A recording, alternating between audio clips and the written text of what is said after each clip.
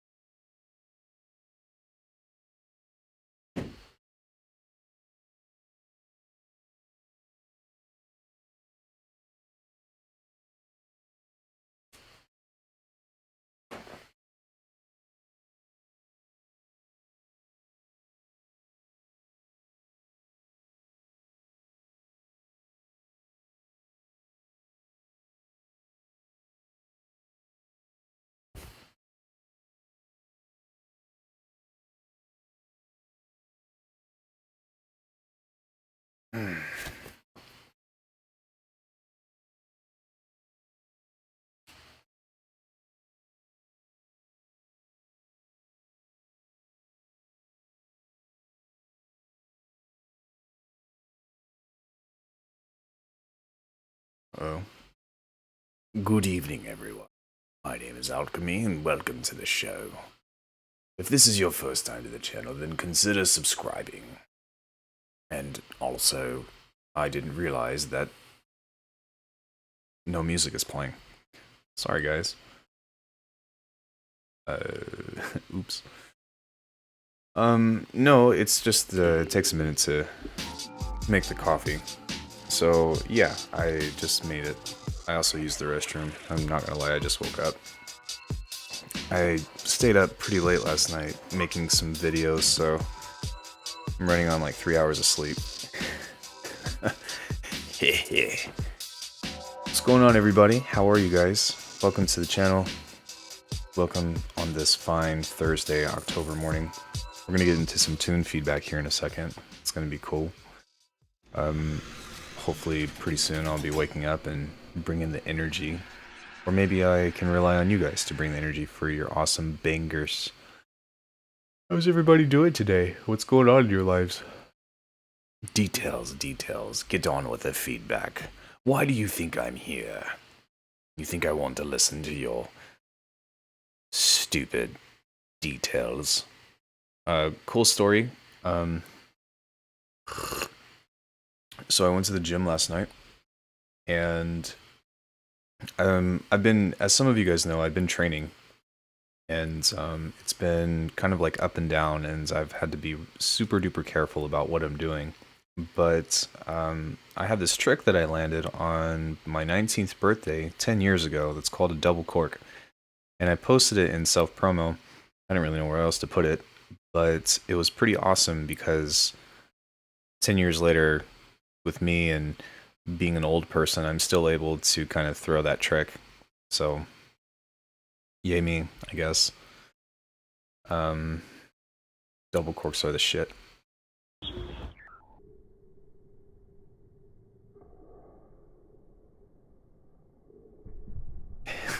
Heck yeah, old guy. Still can move.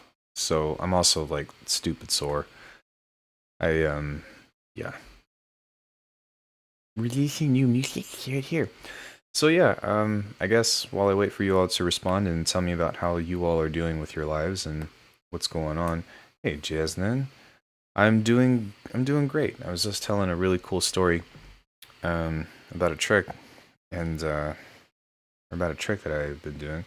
What type of martial arts do I do? So this in particular is called tricking, but I study Jeet Kune Do from Bruce Lee, and then also I do this martial art called Doji Kung Fu, which isn't really Kung Fu at all. It's more of just a name, but that incorporates fundamentals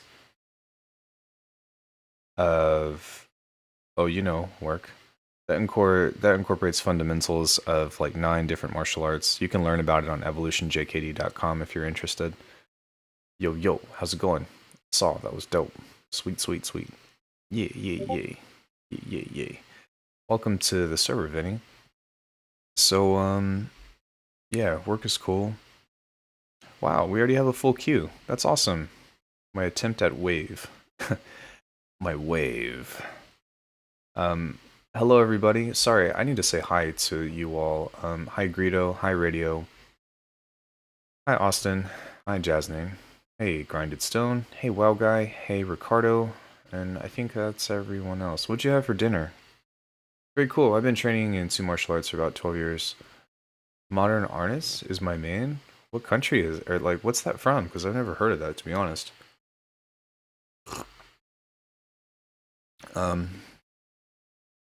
So like Doji Kung Fu is more of like de-escalation of violence, where I'd say JKD is like, I don't have kids, but if I did, if somebody were to try to kill my kids or like steal my neuro bases, right? For lack of better reasons. But the Kung Fu stuff is meant to be like a bunch of foundations, and it's meant to teach you how to transition between them all. Okay, gotcha. Spaghetti bolognese? Yum. I fucking love bolognese. That's my shit. So, Yeah, that's really cool though, man. I love martial arts in general, and I love learning about it. And I'm more interested in the philosophical side of things these days. I've learned that if I really want to hurt somebody, I can just run him over with my car or shoot him. So having that intent is never the right attitude. Screaming sticks and knife training, lots of very cool grappling and locks. Yeah, so I wouldn't be surprised if, with some of that stuff, if you play with some JKD concepts, which is not necessarily, well, it's actually very different than JKD itself, but there's a lot that those things kind of draw upon, which is kind of cool. Um, Even though I know that's not Kali, but still, most of the time, when you hear of Eskrima or Kali, like you hear about JKD concepts. Our lineage, Sifu Jerry, used to. It's my first time here. It came from your Neuro tutorial. It was amazing. It helped me a lot. Thanks, dude. That's super cool. I'm really glad that that was helpful. What are my thoughts on Muay Thai? Muay Thai is a great way to learn how to do a lot of damage in a really short amount of time. um, what more can I say? But I find that it's ironically Muay Thai is actually a very defensive art by nature. Even though like people say like it's super brutal and all that stuff, but the way that they stand and the way that they um, their philosophy of actual like fighting, especially when it comes to sports stuff, is actually very defensive.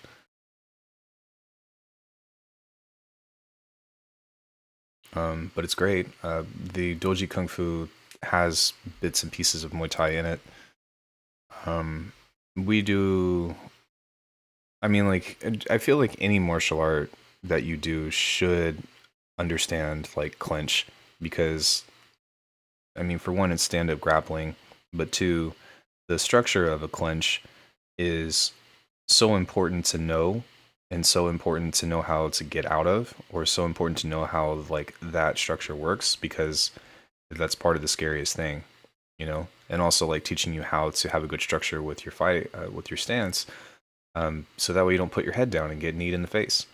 The guy who did that, he kicked baseball bats in half with his shin. Yeah, yeah. So, you know, I myself probably wouldn't be the type of person to kick banana trees and stuff, but it's, you know, it's pretty crazy. But you know, like there's a big difference too between American people that do Muay Thai and also like people that practice Muay Thai in Thailand. Those guys are crazy. But one of the Doji Kung Fu teachers, Puck, I forget his full name, but he used to teach at one of our other teachers' schools, Ed Monahan. Fuck, what's his name? He's a famous dude. Muay Thai. Puck and Pong were the two guys.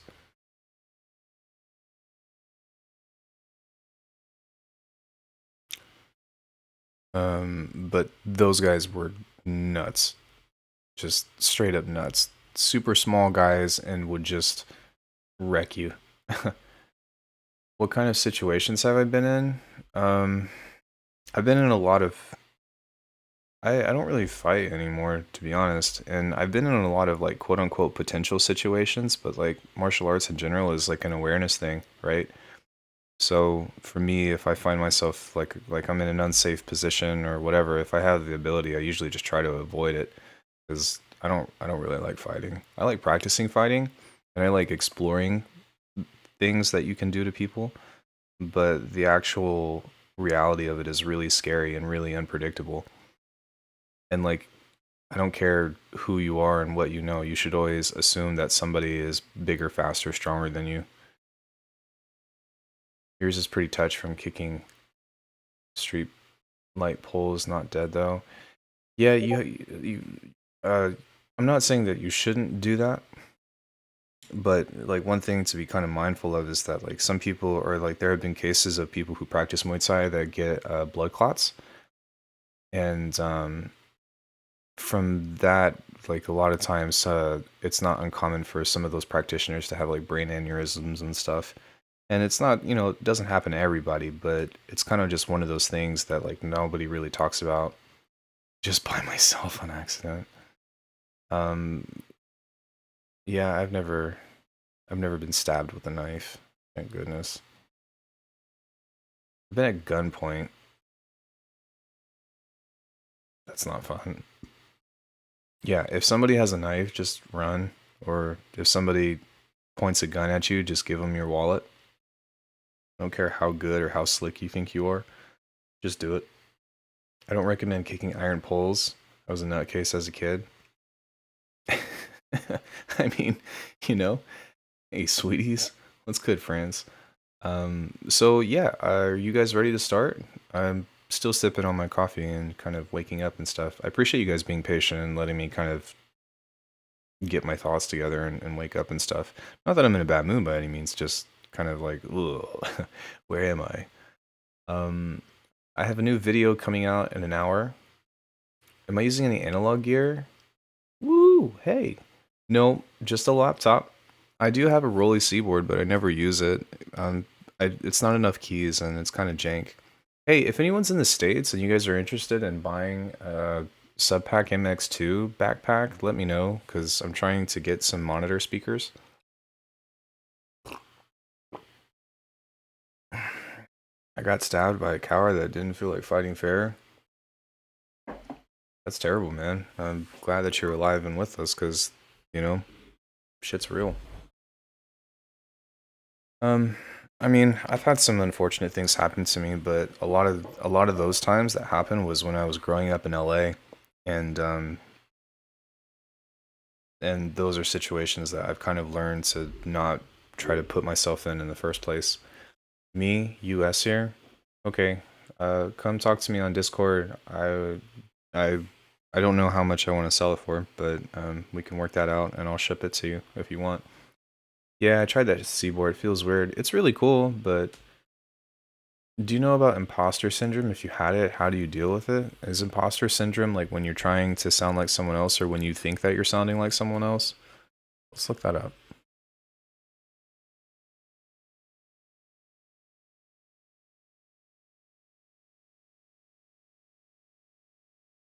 There's a psychological pattern in which an individual doubts their skills, talents, or accomplishments and has persistent internalized fear of being exposed as a fraud. A Seaboard ad is what made me attempt music production. Really? Like the Seaboard is really cool, but like I ordered one off eBay and it's all fucked up. It's not like it's missing silicone. And so it's really hard for me to play accurately and it's really hard for me to like get inspired to do things with it. And it's only 25 keys. It means that you can't admire your own doings. Yo, like can I give you like some real shit advice? That might come off as offensive, but it's not intended that way. If you're having problems with accepting your own work, I I really believe at the heart of things, it's you battling your own ego and setting incredibly high expectations for yourself that may or may not be realistic for your particular skill level. And so it's really important to define what it is that you are making music for, what your goal out of it is, and find or encourage yourself to discover the joy out of what you're doing with it, right? So that's kind of like my thing for it. And I've been in a beat, well, I'm not in a beat blog, but I was in a beat blog for like 2 years because I was trying to just fight this quality thing of like making better sounding tunes. And then finally I watched some videos on YouTube and I don't know, something just clicked and I was like, you know what? It's not that big of a deal. I don't have to be somebody. I don't have to do whatever. Um and kind of removing myself and my own expectations out of it kind of made things a little bit easier for me to enjoy again. Sorry, let me catch up with chat. You're talking about the Seaboard Rolly thing? Yes. Check out Osmos by Expressive E. If it sounds good, it is. It's not out, but I showed my girlfriend and she directly bought it for 1,300. Ugh, it's insane. It made me give up on it until the Ganja White Night show I saw. Then I was set on making wobbles. Wait. So you gave up on the Seaboard, but then it was super cool when you saw the Ganja White Night show, and then you were like, I'm gonna use the Seaboard? I think if I had a 49, maybe I'd be more into it. But I just never play keys anyways, and like the sound design that I do is just all like generators and stuff in the first place, so it's kind of like whatever. But yeah, okay. Enough of that, guys. That was a really cool. Thank you. I needed that. Let's go ahead and get to our tune feedback. So we've got baby first, then we've got instate gramma, instate instate tetragrammaton. Instate tetragrammaton. Whew. Gingerbread, Misplaced Music, Zencasso, Blighted Iris, Radio Cabello, Lex, and Francel. I mean, I binged 30 seasons of The Simpsons and bought a $3,000 saxophone. What the fuck? uh, yeah, I don't think that I'm going to charge you anything near that for a sub pack, but yeah, the sub pack is great. I like it. It's really cool, but I just hate wearing it. It's not for me, I guess. So yeah, let's get started on this stuff. He says, Baby Rosa said CLYP.IT was hoping to have more done by now, but ye. Lisa hits hard as fuck, just saying.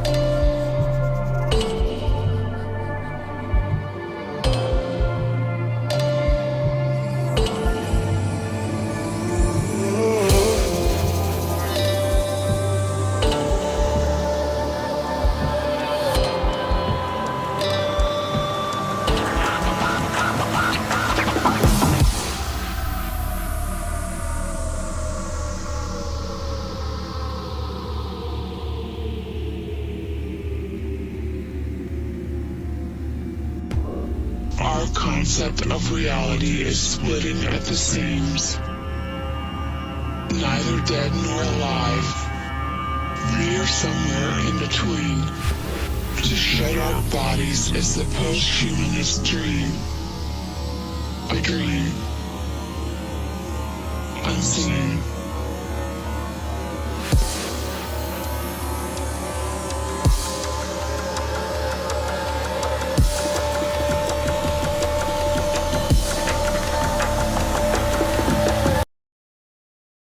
Blue balled.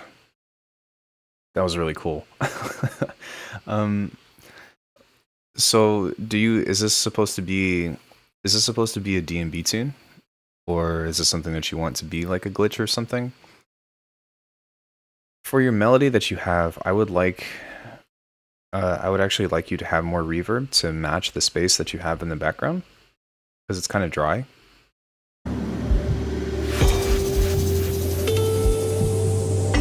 Kind of compared to everything else, and like I get that you want the kalimba to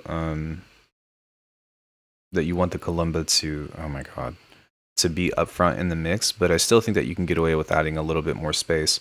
And there's also D&B drops glitch verses.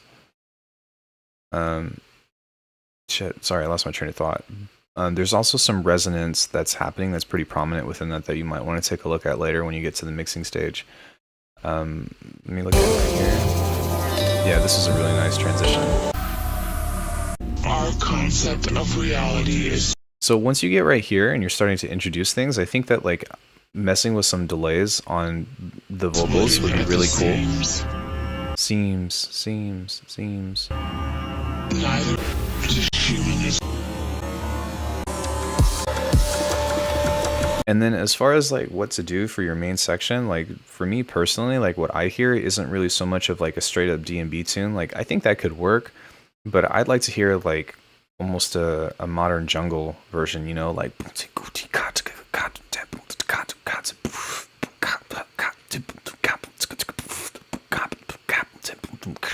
so that's something that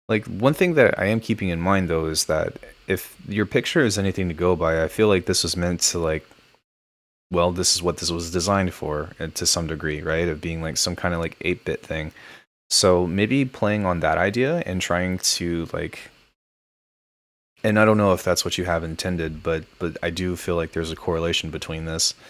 But going more 8-bit with some of this stuff, and really kind of trying to pull that out, because that would be cool to do like an 8-bit or like chiptune drum and bass thing, or maybe like even have like two parts that is a variation.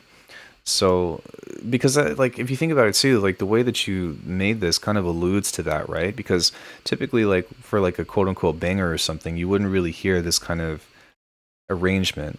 But for a video game, like, yeah, I feel like that would totally fit.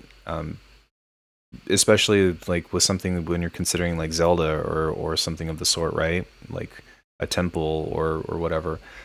If you go back and you listen to the Oracle of Seasons and Oracle of Ages OST, there's just a ton of stuff that kind of sounds like that and kind of alludes to that. I don't want to search for it, but yeah, but you can, but shit, it's somewhere. Whatever, I wasn't going to play it on stream anyways, but something like looking at the dungeons and stuff can kind of allude to that, and sometimes that can be really cool to try to, you know, to try to incorporate some of those like melodic structures into kind of like a drum and bass tune, right? But other than that, I do think that this is a cool idea. I don't know what other music you make, so I can't really say like whether or not you should revisit it or not, but if those ideas that I've given you seem worth, you know, taking another look at the project file, then by all means, because I'd like to see what you do with this, because it's very different, even though it is 4 years ago. But yeah, man, thanks for sending that. That was really cool. Gingerbread, you're up next. Just an idea. Work in progress. Whoa.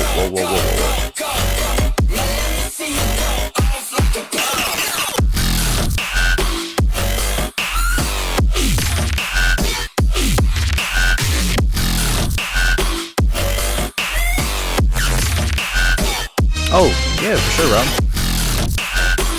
Didn't know that's who you were.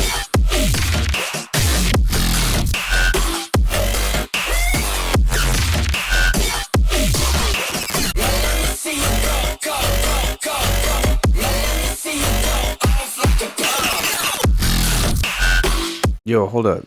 Gingerbread only has 1 follower. You guys should go follow him. Yes.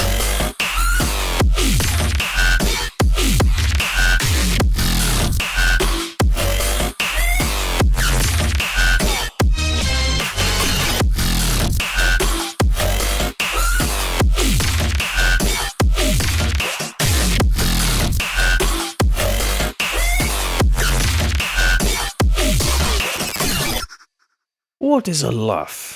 Nothing but a miserable pile of ear rape. So yeah, I think that, yeah, I agree with Greedo. So what I would suggest is actually kind of maybe thinking about changing the nature of the tune, at least for the first part. And what I kind of have, what I kind of, or the idea that I kind of get from this is actually like introducing more restraint. So I think that the drums can actually work, but what I would do is actually have a low pass filter on some of those synths for now, and kind of think about creating a sense of tension and restraint through that. Because I think that it would be sick if it was boom boom boom boom. And I think that by using that kick and like giving a little bit of space, it can actually create this sense of like a heartbeat or something. And then for this thing, whenever you want to drop this really loud part, you can open everything back up as like maybe a second section or something, and then introduce a much bigger snare. Then it could be boom.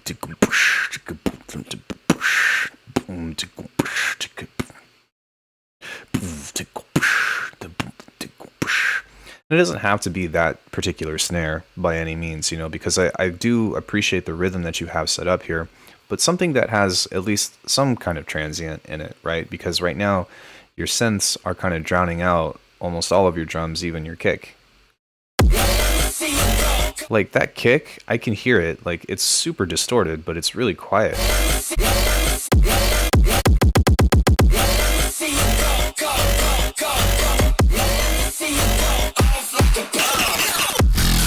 And so for this part right here too, like if this is supposed to be kind of like an intro or like a lead-in or something, like maybe you can do kind of like a high-pass filter introducing that with some kind of riser, right? Let me see. Wait, what does he say? Let me see you something, something, something, something. Right? And then you can do something along that nature with a high pass.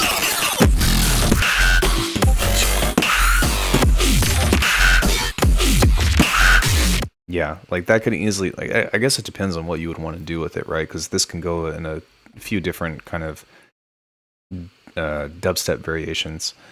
But I guess those are just a couple of ideas that maybe you can think about introducing. Please make a sample pack, dude.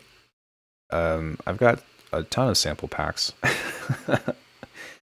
No, I think that... Let me see you go off like a bomb. Okay, sorry. Sometimes it's hard to tell, right? It's hard to tell what some people say. And then, like, once you actually hear what the lyrics are, like, you're like, how could I not have not known that? I'm not gonna lie. I like the idea of let me see you go off like a better, but noted. I'm hearing cough like a butter. See, exactly. Wish the snare was punchier, but I freaking love this. Nope, out of your beatboxing. Surely we'll make all those changes. Thanks for the feedback. Well, like you don't have to make the changes. Like for any of you guys, like if this is your first time getting feedback from me, this is creative feedback, so it's all just suggestions. And unless if something is like blatant with your mix, but it's all just kind of like, yay, this is kind of what I think, or hey, maybe this can be something that can help, or maybe you're like, you know what, that idea doesn't work for me, but it brings up a new idea. I want to have as little influence on your tune as possible. I just want to help you figure out how to bridge the gap to finishing your tune. Ah, that was dope. The bomb idea. It sounds good to me too. But I do think a heavier snare would work. But yeah, there's this tune that I'm thinking of from Kage. It's really freaking cool. And it's a little bit darker than the vibe that you're going for, but I don't know why I heard that section. Let me see where it is. No, it's not Philophobia. Let me see.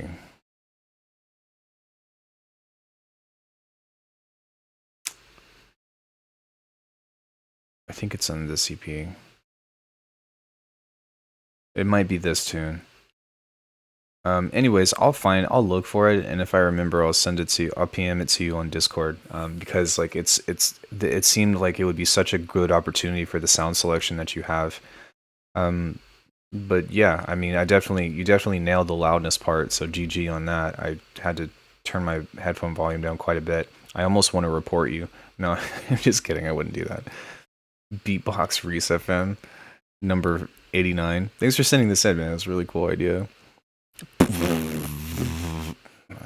Well, I guess I'm reached out. Misplaced music. You're next, dude. Oh, Austin. Hello. This is called Flavor in Your Ear. Cross mountain ranges, split cell.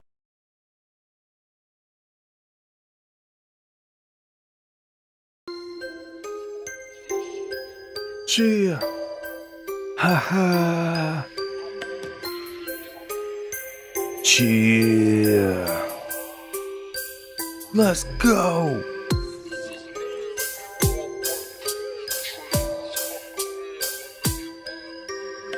Hey Elias, welcome to the stream. Hello.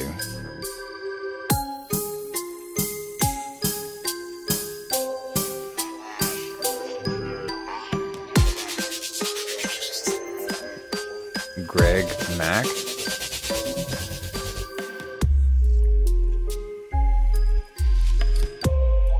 Cheers.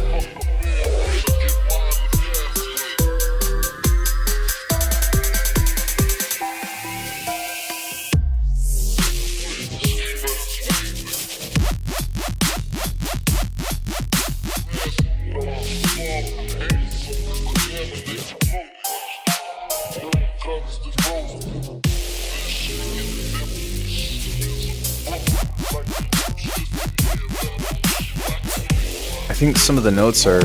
This sounds really freaking cool, but I think some of the notes are going out of key.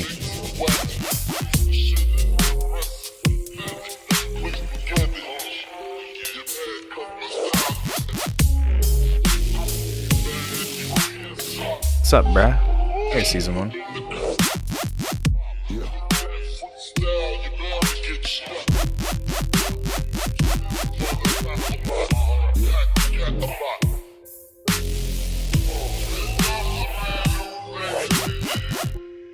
I gotta go pick up pizza, be back in 45 minutes. If I'm not back, it's whatever. So I did post a whip, no biggie. Yeah, I'll still give you feedback on it because you have access to the VOD.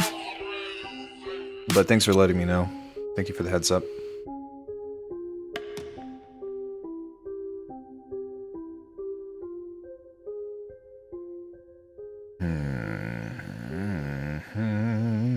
Yeah, this was really cool, man. Like the sound design stuff that you have is actually really impressive. But I don't think that the melody that you have working in here on the Reese is actually working for me. And the reason why is because it kind of just like gets somewhat cheesy McGeezy.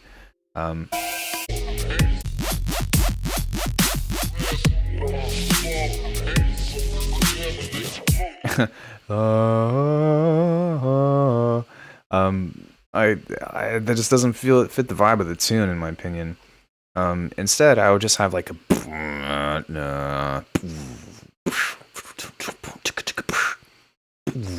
you know, the Reese is bothering me too. I think the Reese sound works, like as far as the actual sound design, but the melody doesn't work.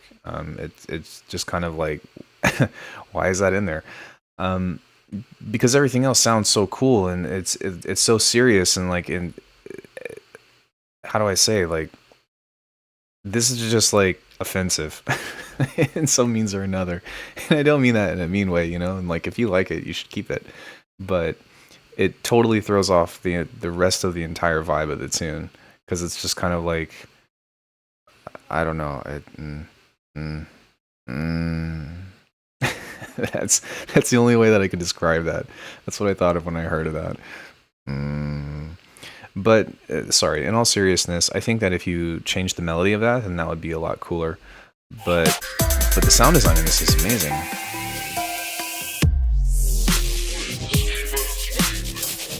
And I think that, like, actually, like, man, it's kind of hard to say because I'm not offended, don't worry. Yeah, I didn't mean it to be offensive, but just kind of making light of it.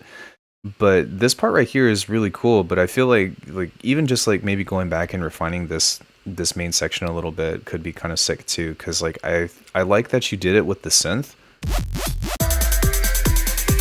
right here.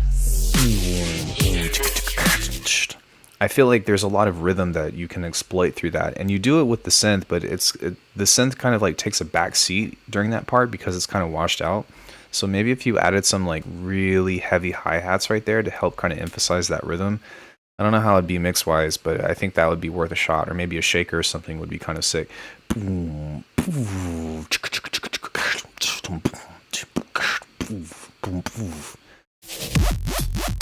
Sorry.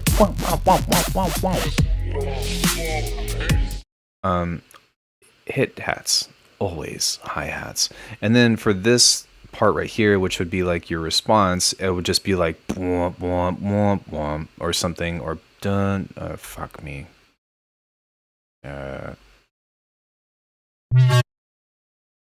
What's the key of your tune?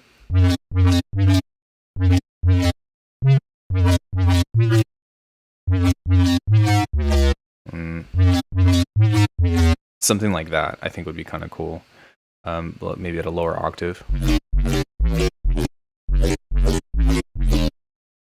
Something that kind of has that kind of menacing melody, I think would be cool.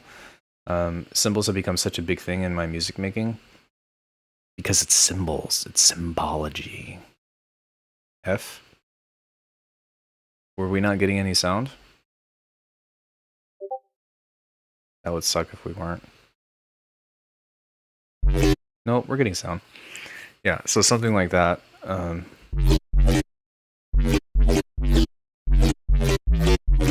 You know, kind of like replacing that melody, replacing right there.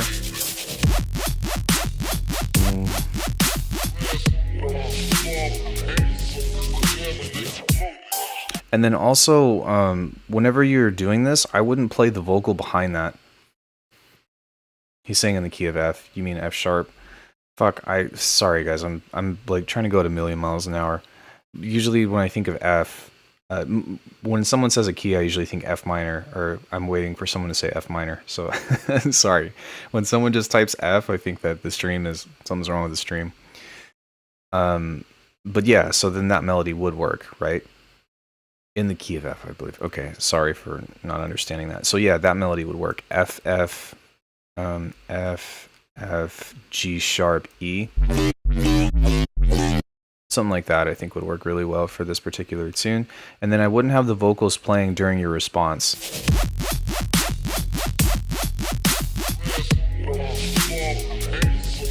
Because those two elements are kind of competing with each other right now. I don't know what minor means yet. LOL. Okay.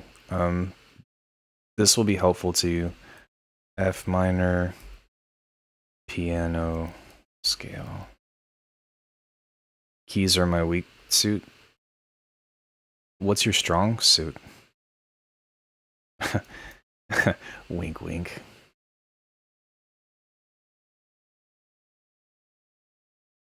F, G, G sharp, B sharp, or sorry, G sharp, A sharp, C. Oh, this is harmonic minor scale. This would actually work because the melody that I was playing. Oh, fuck, really? The melody that I was playing, hey, Wide Awake, is, oh my god, that didn't even work. Holy shit. Anyways, yeah, the melody that I was playing was actually E, which isn't in F minor. Can I pull this up? But that will kind of work if you play it in a harmonic minor. So, fuck that. What is this? No. This layout, what is the, oh my god, okay, never mind. But yeah, so that's, minor is dope sounding and major is cheesy sounding. You can make a major key sound kind of dark though at the same time. I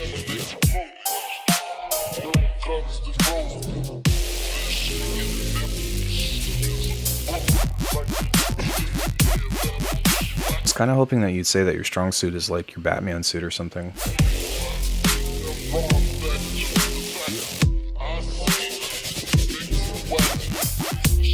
Yeah, and then I think like the only other thing that I have for this is kind of just maybe refining this a bit and really trying to focus on like fleshing out the call and response. For this intro, I think that I would just have this part.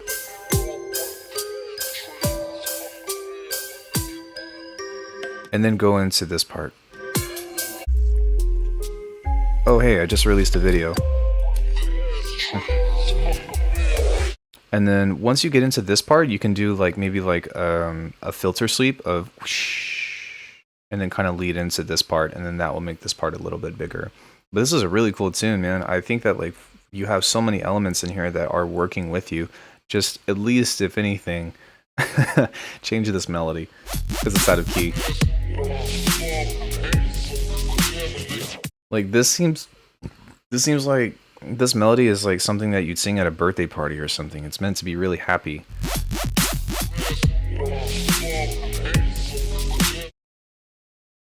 Is never sleeping and being musically obsessive. I think that's something that we share.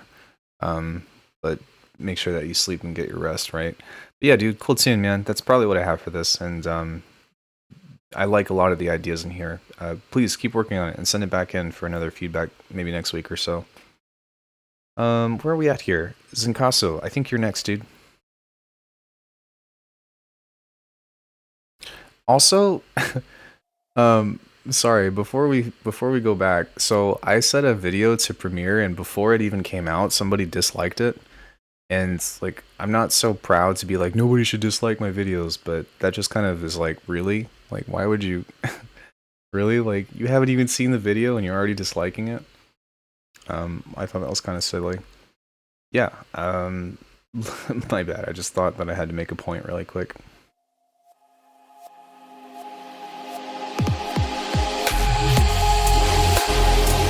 Holy shit.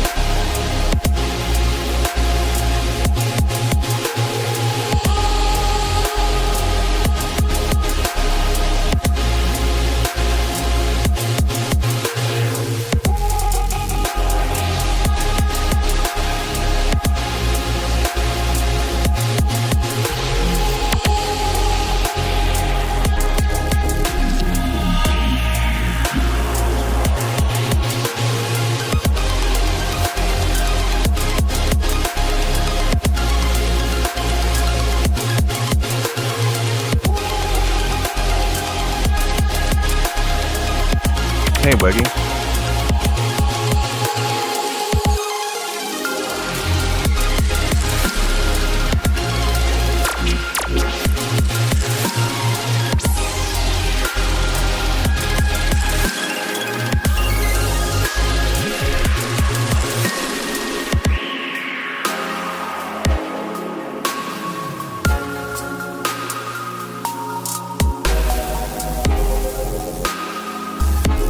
Oh, that key change.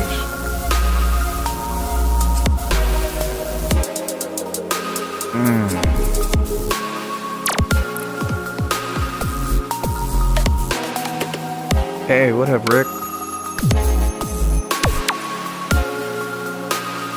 Ah, there you go. Fuck. That was so cool. Can we listen to that again, guys?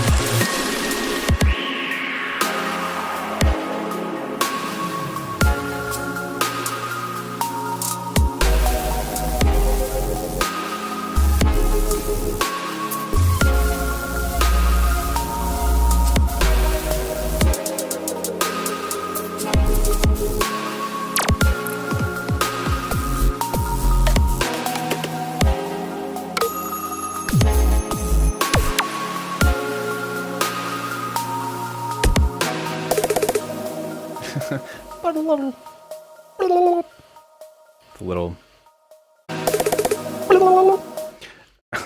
No, that's actually really cool. So yeah, man, this is a really great idea. I think that there's a lot of instances within your tune that kind of alludes to wanting to have space in there. And I think one of the most pinnacle parts of this is when you do this key change right here. And this is just one example, but I think that this works, but you need a way to, I'm the poor sucker who's next, there's no way I can put out something this good. I mean, that's subjective, right? Don't compare. That's my thing. You're here to get better. I'm here to get better.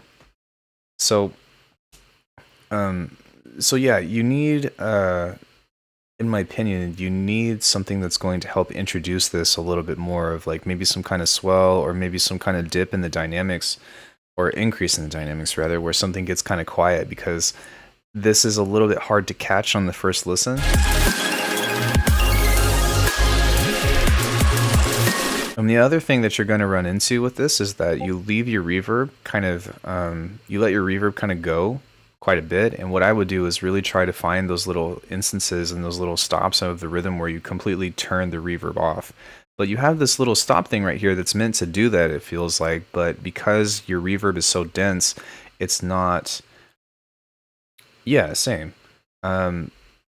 It's so dense that you're missing that hit. Right? Like the arpeggiator is really cool. So like, what if you had a reverse sample right there, and then you kind of make the arp bigger, and then it changes into that cool little key change that you have right there, if that makes sense. It's just a compliment. I'm not really worried about it. Well, still, you know, don't throw yourself under the bus for someone else to pick somebody else up, you know. So yeah, but even throughout the rest of this tune, I still hear a lot of those little nuanced instances of where it would be cool to kind of break that rhythm, right? And it seems like it would want to do that because of the relationship that you have between your synth voicing and keychain can make it less DJ friendly. I feel like if you keychain, you got to emphasize it somehow. I love this constructive input. Yeah, we're all about that's pretty much what this is. It's just trying to, you know, do that stuff. I mean, I do agree with the key change, but at the same time, I'm also kind of like fuck DJ friendly. Unless if that's an actual person, DJ friendly. If you're in this chat, I don't mean that as in you directly, but as far as making something DJ friendly, that's really just kind of what you want to do with music in general. But I do agree, regardless of DJ friendly or not, that having something kind of some kind of more clear signal right here is going to help bridge this change, because I think it fits and I think that it works, but at the same time, it's the transition into there is what needs that. So I think key changes are DJ helpful, actually. Who are these DJs? I don't know who the hell they are. Introducing DJ Helpful. Hi guys, how are you? Okay, today we're going to do a seminar on self-help. Not every DJ mixes in key 2. It's a 50-50. So...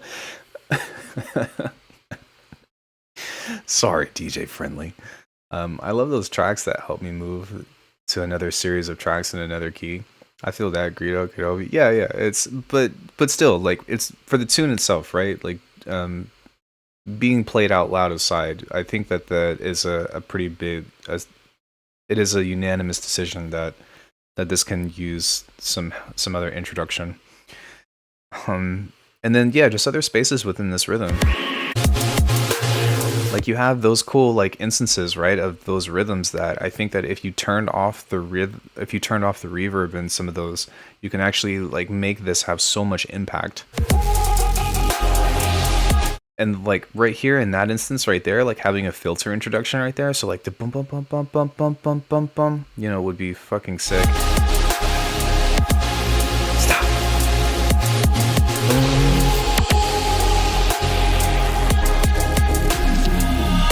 Right, and so like instances like this as well, because that's just kind of like tacked on,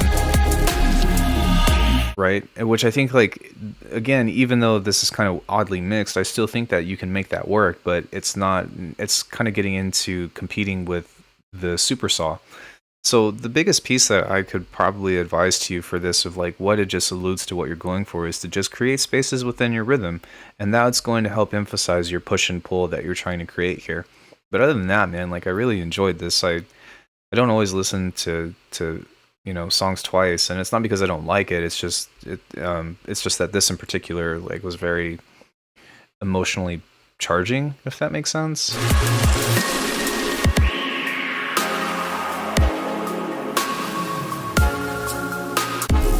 Yeah, really pretty piece.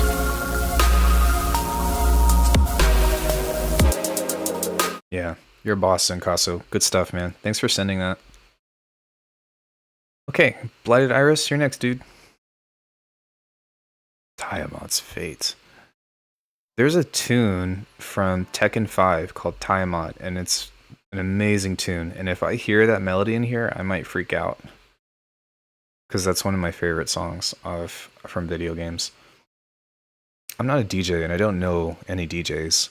My stuff isn't DJ friendly, because why am I doing that, and who cares a little? I'm not even joking, though. That's 100% why. Well, that's just because you haven't taken the time to get to know DJ friendly and DJ helpful.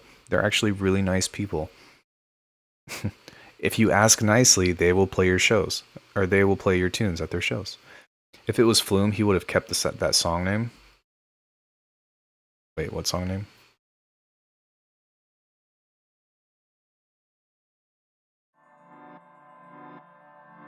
I had no idea. I'm gonna disappoint sampling Tekken-wise. No, it's fine.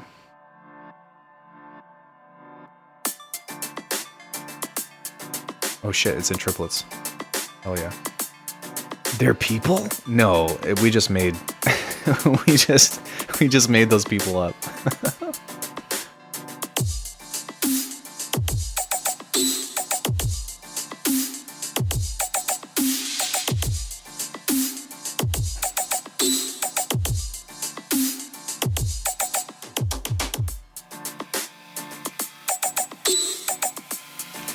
This sound is way louder than your snare.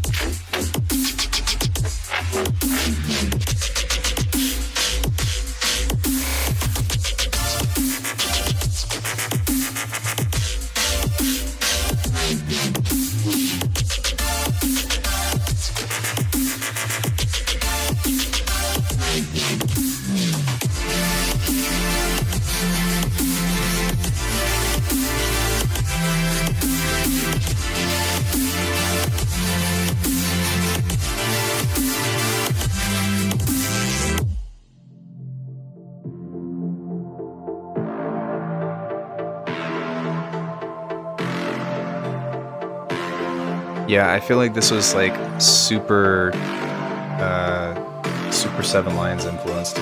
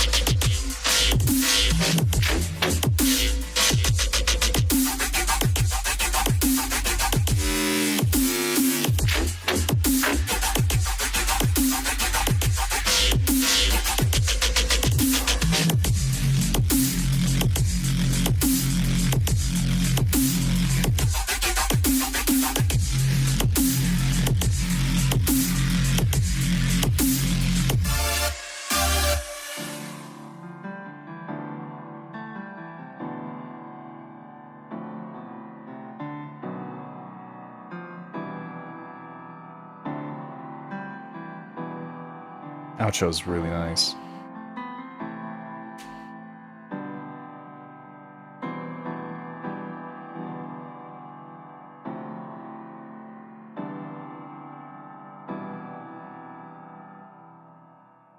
So yeah, man, that was really cool. I think the biggest thing that we need to, the whole mood there just built up, then died, instant death. Yeah, so I think the biggest thing that we want to take a look at with this is just the arrangement side of things, right? I'll talk about your main section here in a second, but I think that as far as your intro goes, you should introduce one of these melodic ideas because this is kind of what brings the most energy through your tune. And I do think that it's kind of cool that like you have a little bit of a surprise right there within that, but even just having like a single chord or something that's kind of playing in the background that's just kind of like in as ambience would help kind of bridge the gap, and then you can go into, you know, kind of like the hard hitting part, and then having like a big swell of some sort, and then going like the boom dun dun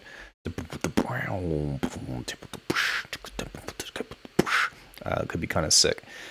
As far as your main section goes, the biggest thing that I've noticed within this, mix wise aside, right? Because I'm not going to talk about the mix, but the biggest thing is that you are continuing to push the drums during certain parts of rhythm that you're trying to emphasize, and that's actually taking away from the energy of your tune. Let me see if I can find an example.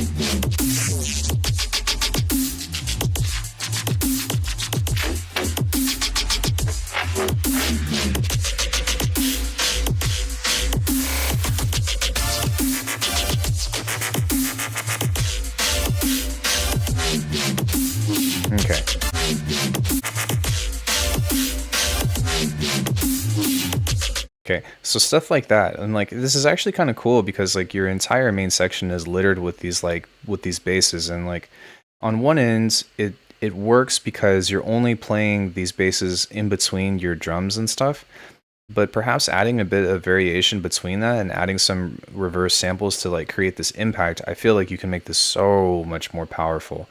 But if it's the same thing where it's just the boom, dun up, dun up, boom, dun up, dun up, boom, dun up, dun up, boom, dun up, dun up, boom, dun up, dun up, boom, like you have so much more to play with there.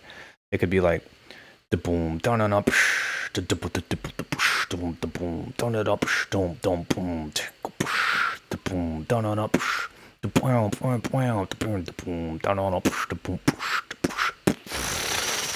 And then for your B section, then you can kind of mellow out and let the drums be a little bit more consistent. Or you can flip it, you can do like a consistent, drum beat over the whole thing. And then as a B section, kind of start to vary it on the drums a bit. But really like the more that you can emphasize contrast between these, because right now your bass line and your drums are kind of just pushing along with each other, the more energy this tune is going to bring, if that makes sense. I also think that you have two buildups right here. So I need to work a bit more with the call and response aspect of it. In my opinion, yeah, I think that could benefit a lot. But I also do feel like this is almost two drops. Like I thought the main section was actually starting right here, and this in particular was the actual build. But if you listen to this,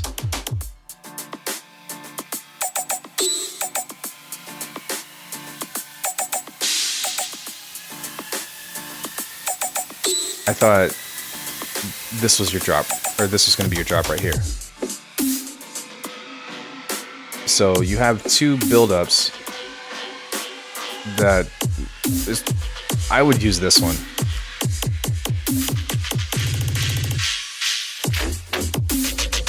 Yeah, I would just use this one and make this louder and have like a really big riser and kind of bring that up. Because this one is kind of redundant, to be honest. It's not really, I don't really feel like this is doing anything to actually build energy for your track because you're already expecting it right here. And then when it's introduced again, it's kind of like, what?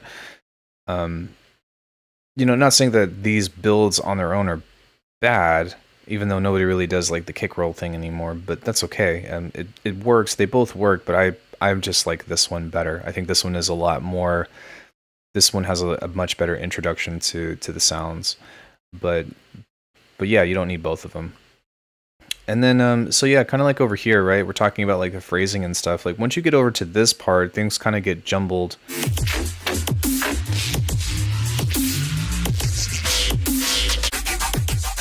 I mean, the sound design is great,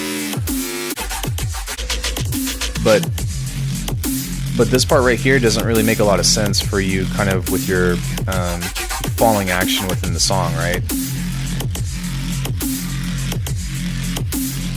Because the point of that second one was to introduce some sounds from the drop. Wait. Whoa. So I need to work a bit more on the call response aspect of it and make things a little flow better general. Because the point of that second one was to introduce some sounds from the drop. Oh, you were saying that the point of this second one was to introduce some of these sounds? I don't think it's necessary. I think that this already works, to be honest. Again, that's just my opinion, but I think that this already is fine. So yeah, this part is doesn't really make sense to the story of the tune, right? As far as like what you would want to do. I think that if you wanted to, this part right here, which it does sound cool, you can actually introduce right there. So maybe not have the boom, but just the kick part where it's just like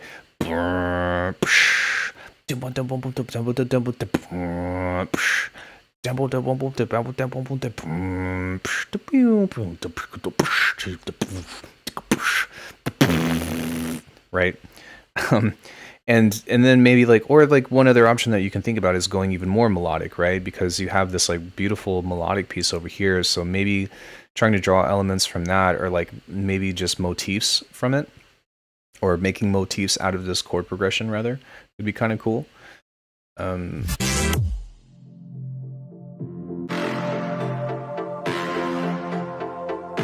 And like this part is so cool too. Like I really feel like this is where the tune wants to go. So maybe instead of going back into your first drop, I think it would be cool to do like and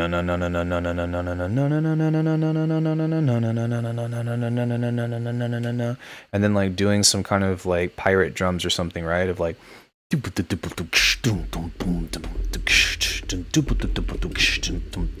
actually have a great idea for that. Somebody was talking to me about doing a collab, and they were asking me to like write a part for them, and I made a suggestion about doing this with their tune as well. I'm so glad that like triplets are becoming a thing, but like having something like this. Oh no, not that. Sorry. That's really quiet, but having like a drum section like that with kind of like a rolling bass line, I think would be super awesome. And I think something like that would fit amazingly well within that. Shit, where'd it go? Oh, there it is. Okay. So like boom dum dum dum dum dum dum dum dum dum dum dum dum dum dum dum dum dun dun dun dun dun dun dun dun dun dun dun dun. That would be fucking amazing. But that might not be the vision for your tune. That's just an idea that I have that you might want to consider. But you're already kind of setting yourself up for this drop though.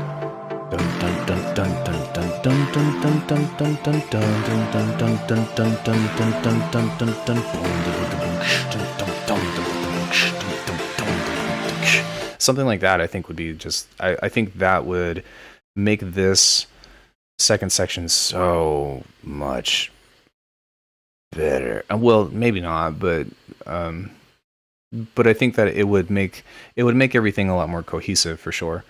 Like eighth trip melodic structure and just bring some of the chords in the bridge from the second drop. Yeah. And then maybe expand on some of the melodic ideas from there. And just go listen to anything from Seven Lions and you'll kind of know, right? Dab. But yeah, man, good stuff. This was really cool, and I hope that you finish it. You're almost there. You're almost there. You just need to kind of switch some parts around. I can use those two ideas together, to be honest. Yeah, for sure. Thanks for sending that in. That was really cool. Lex, you're up next. Cool. We still have a full thing from a break of the melodic using some of the basses. Yes.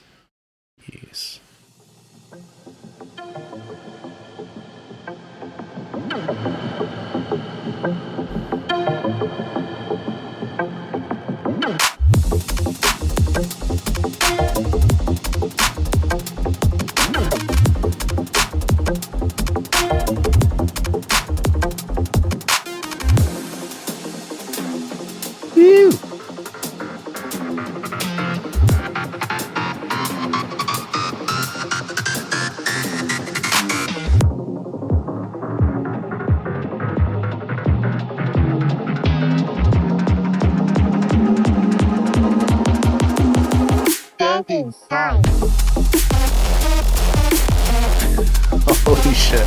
This is so cool.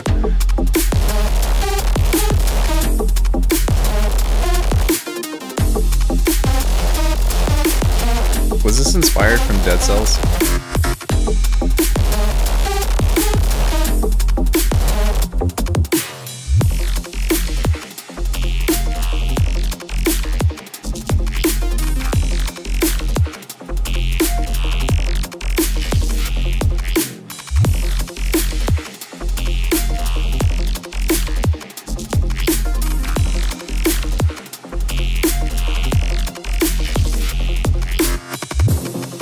Those mid basses were really quiet.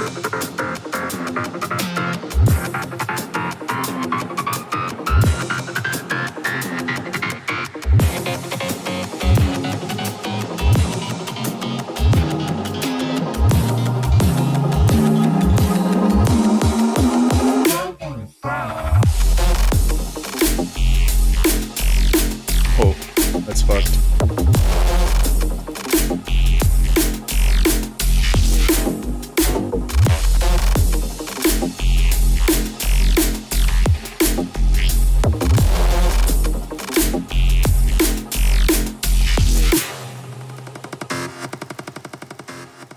Hey, you croc hater.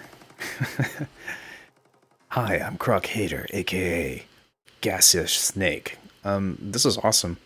So this part right here, in particular, I think you need to figure out a way to have more space that creates like more contrast, I think, because it seems like you want to do this cool like push and pull thing with these really off drums and all that, but because the rest of the tune is kind of smooth, yeah, because the rest of the tune is kind of smooth, this doesn't really have as much impact as I think that you want.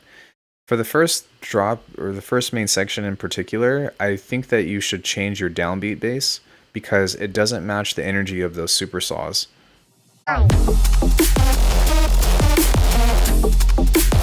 So, so what I would do maybe in particular instead is maybe add an octave or maybe add another support bass or like supporting sound to help kind of match that, if that makes sense. Or what you can do is you can kind of, you can try to do like a different call and response to where you have the downbeat bass be really low with a lot of dynamics, and then kind of play along with making the super saws like really big and wide, right? It's not that you have to, it's just that for me personally, I feel like I thought this was going to be a lot more smooth or whatever, and then like the super saws came in and I was like, oh, maybe it's supposed to be really energetic, or you know what I mean? It's kind of hard to tell what it is that you're going for, but just be mindful of that.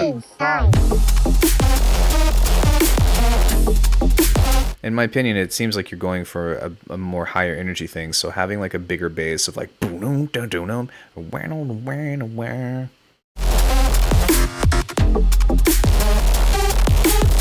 right, I think would kind of be, it's supposed to be a sluggish grind sort of. I like the downbeat bass, smooth entrance. I think that it works, but I don't think that I don't think that it's complementing it's color base. Yeah, I don't think that it's complementing the super saws really well for the energy that you're trying to create. It's not that I don't like it by any means, but that's kind of what's going on with that. And then again, like your mid synths right here are really quiet. I feel like those can come up quite a bit.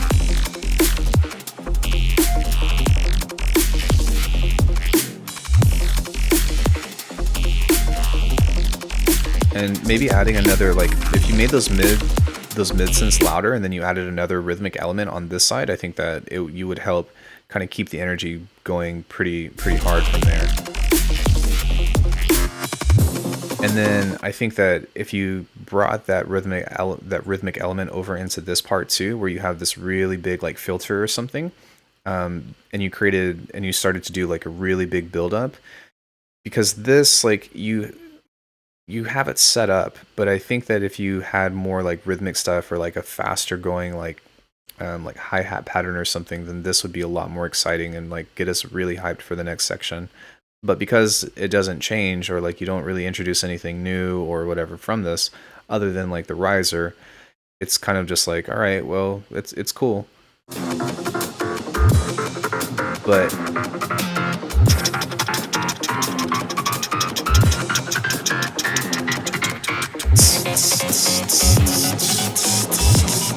you know, something like that I think would like really make this part like have a lot more impact for this wonkiness.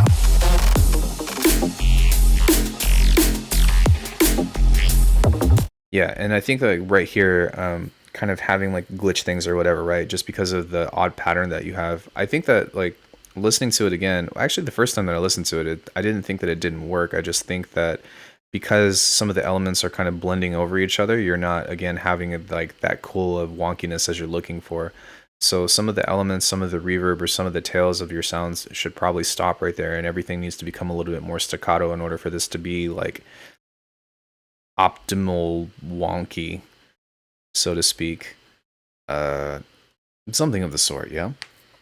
I thought I heard something in the intro as well that I wanted to take a look at.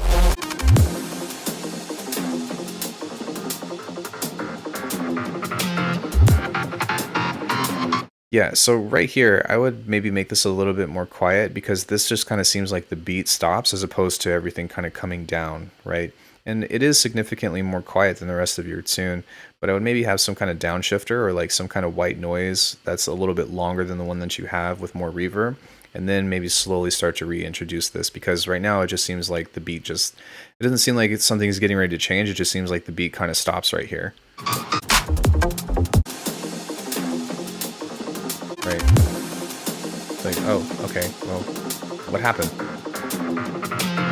Yeah, I really like the vibe of this track. I guess for me, I'm just trying to, I'm trying to predict what you're trying to get out of this tune, and so if, you know, unfortunately I'm putting in some of my personal bias on that, so sorry if it's not what you're looking for, but the track does sound like it wants to have more push and pull and have more impact in that field, and I think that by making a few of those changes, you will make this kind of like punch a lot harder. But that's only if that's what you want out of it.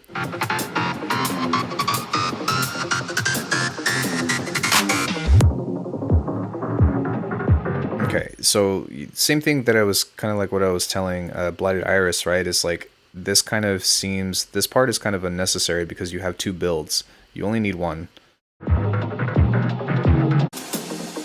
Right, so you've got this part.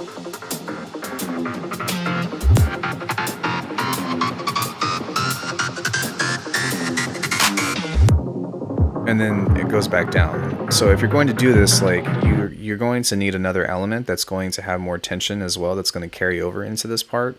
Otherwise, you could probably just get away with cutting this one off and kind of just introducing this one instead.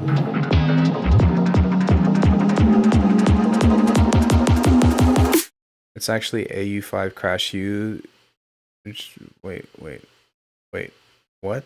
Hey NX, how's it going? It's actually AU5 crash huge, but yeah, I use as white noise, and I'm going for depressing in a genre defined by colorful sound design, like melodic dubstep. But this is like really happy. This isn't sad to me. This is like really, this is like when you get your second wind from like after a long workout or something, or I don't know, like when you get to the special bonus stage of Sonic the Hedgehog for a chance of getting a Chaos Emerald. I mean that as a compliment, by the way, because I really like this track. I'm just kind of giving you what, you know, what I think the track means per se. Yeah. It is a matter of taste, for sure. Hey Greedo, in general, dope track. Yeah, I agree. It is a really cool track. Hey Straight, we haven't made it to you yet, so it's called Dead Inside, bro. Yeah, but listen to the track.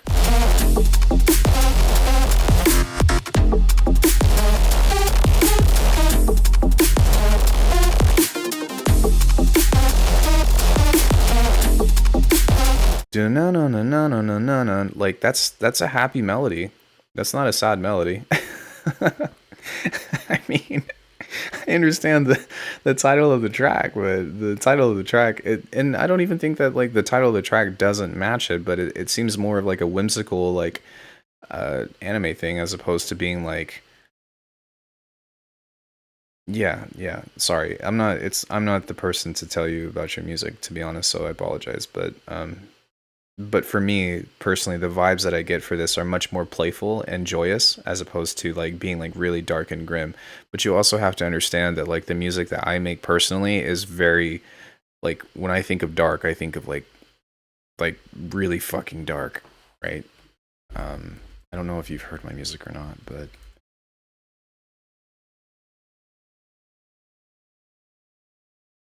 I just name them how they make me feel. Yeah, for sure. I understand. Why does this pop up here? My library. Okay, there we go. Yeah, like this is what I think of when I think of dark.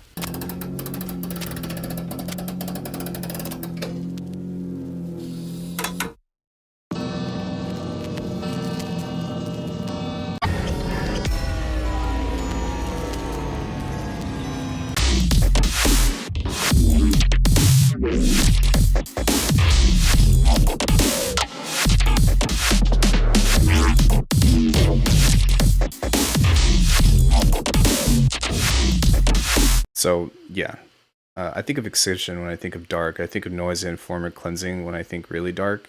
Yeah, for sure. Yeah, and again, I'm just trying to explain why I didn't really get that vibe off of this, just because of the melodic content and all that. But but yeah, for sure, if that's what you're going for, then by all means, I still like the track regardless. So good stuff, man. All right, Franzel, you're up next. What happened to Straits? Oh, there you are. Okay, I just want to make sure that you weren't skipped. All right, so this is Franzel with We Are Machine.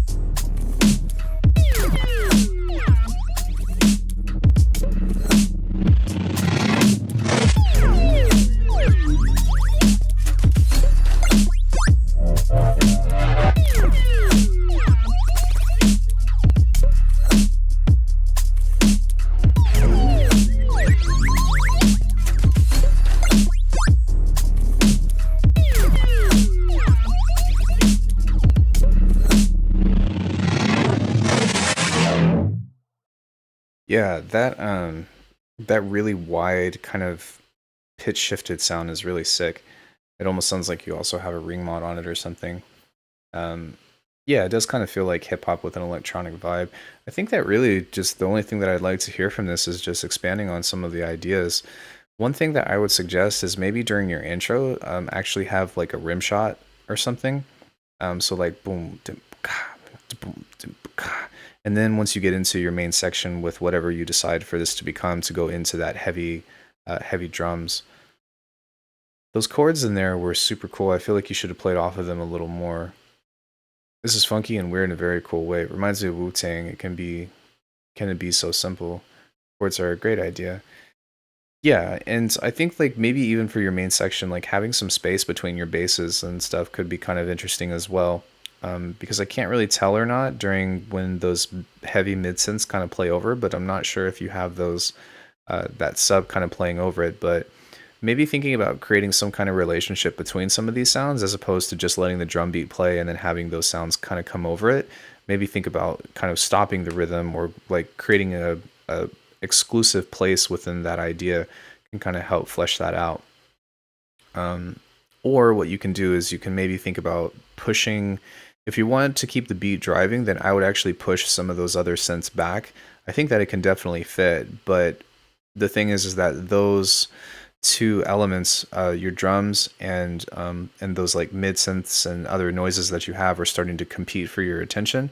So on one end there's this driving beat, but then there's these other things that have this like really interesting rhythm, and it's kind of difficult for me to kind of like figure out which one to pay attention to, right? So on one end you can create space for them and kind of let that go and kind of make this into like a call and response section. Or if you wanted this to be more mellow, I would probably suggest just pulling those back. I know I just said the same thing like 3 times, but I was just trying to iterate in an idea that seemed clear and concise in my head. So sorry it took me a few tries to get there. But yeah, like that stuff, man, is super cool. And I feel like that's like an excellent opportunity on the turnaround or something to go into like a more elaborate rhythm, right? Because this almost seems like a fill for me.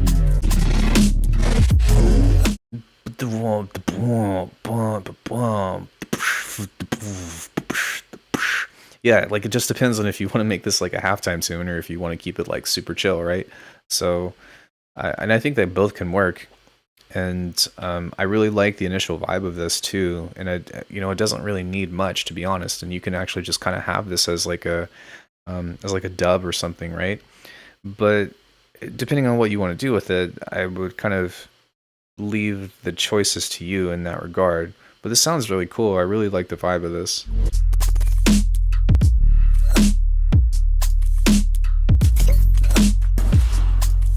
And sorry, those sounds I think are fine.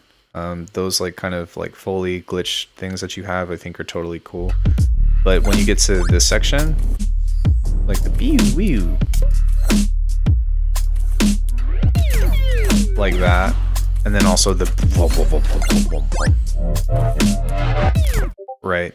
So like if you have something like that with the boom wom wom wom wom, I might not have that extra kick and snare right there. I might just like let that play on its own.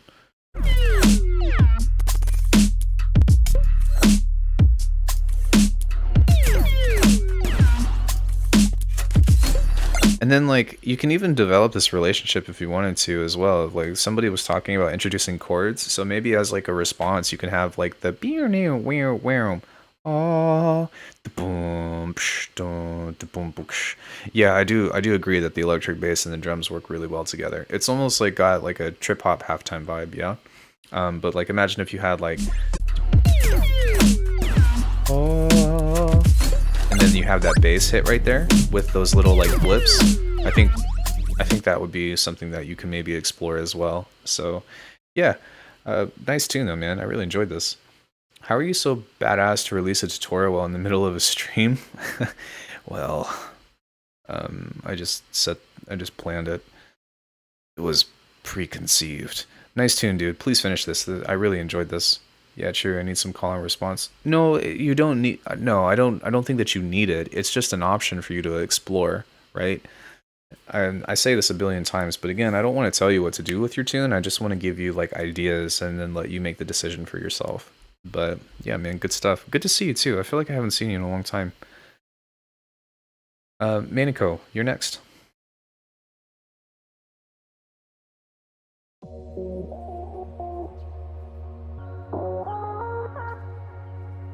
Oh, Manicor. Sorry. Wait. Okay, it's different.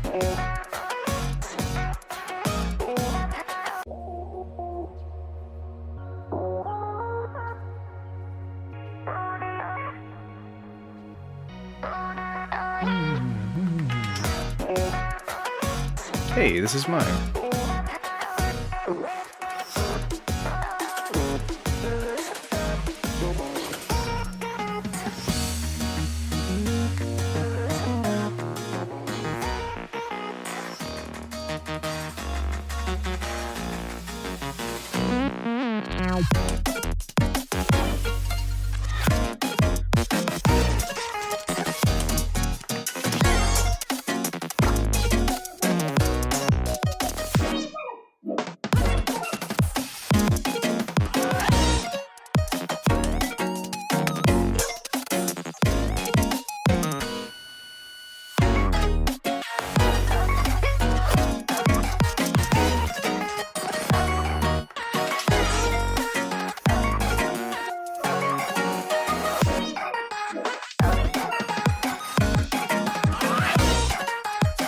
This is awesome, man.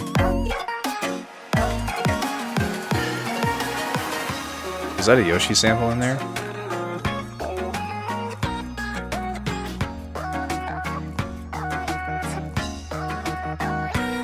I've been following you for years. It's okay, follow me. I'll hurt you.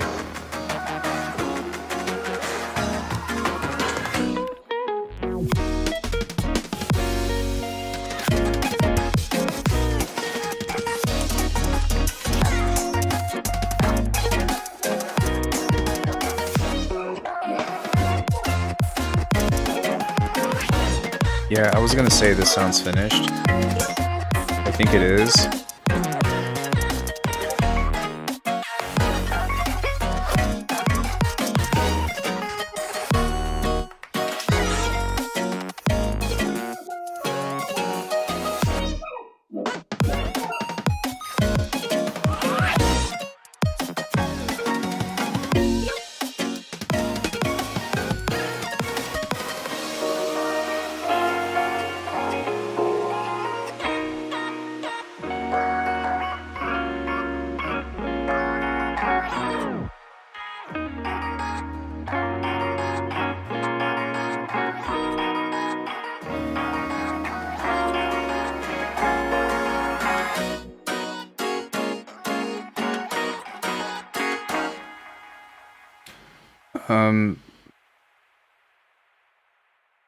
Yeah, great tune.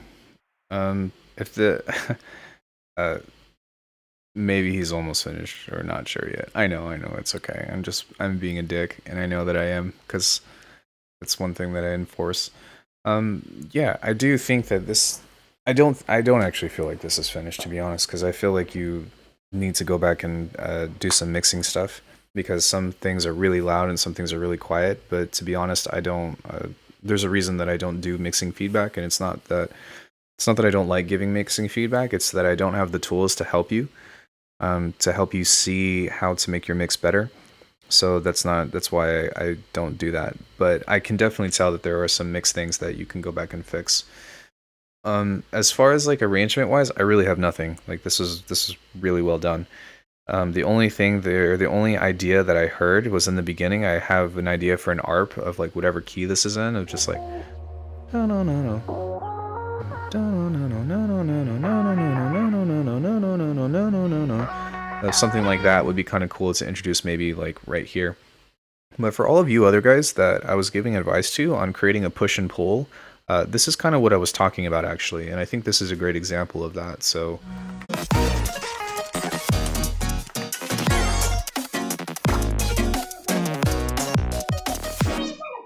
stuff like that,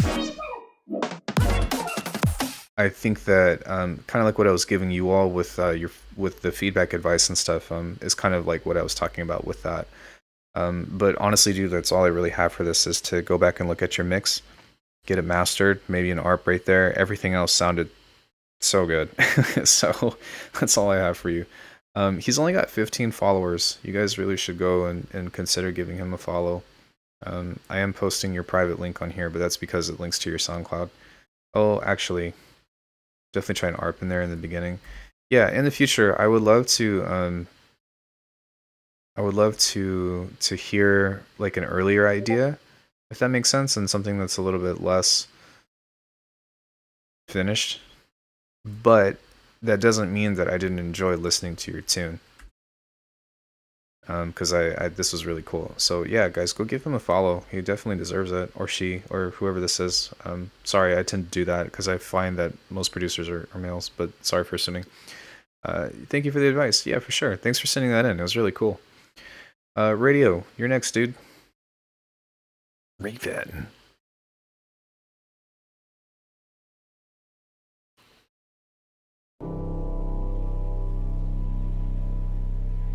It's me.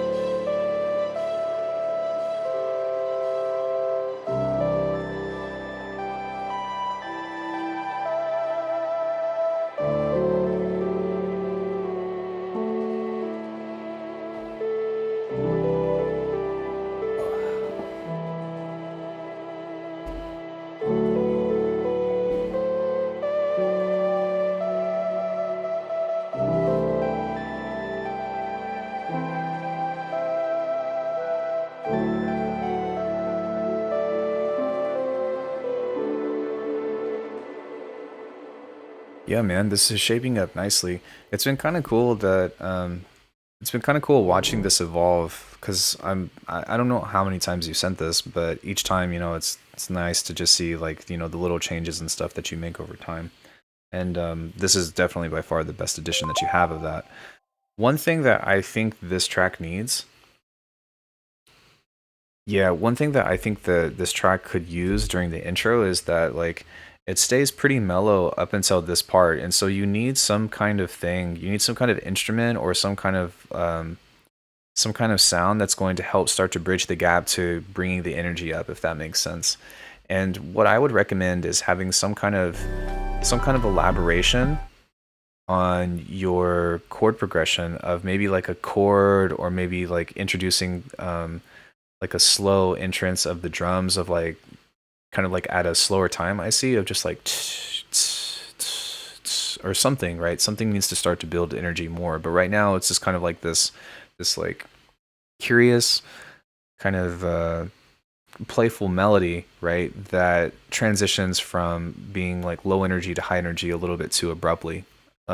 I do think that the arrangement of it works, right? So like you have everything set up as far as like your intro and to main section and all that, but right here there's a pinnacle part of this that kind of needs to start to bring the energy up.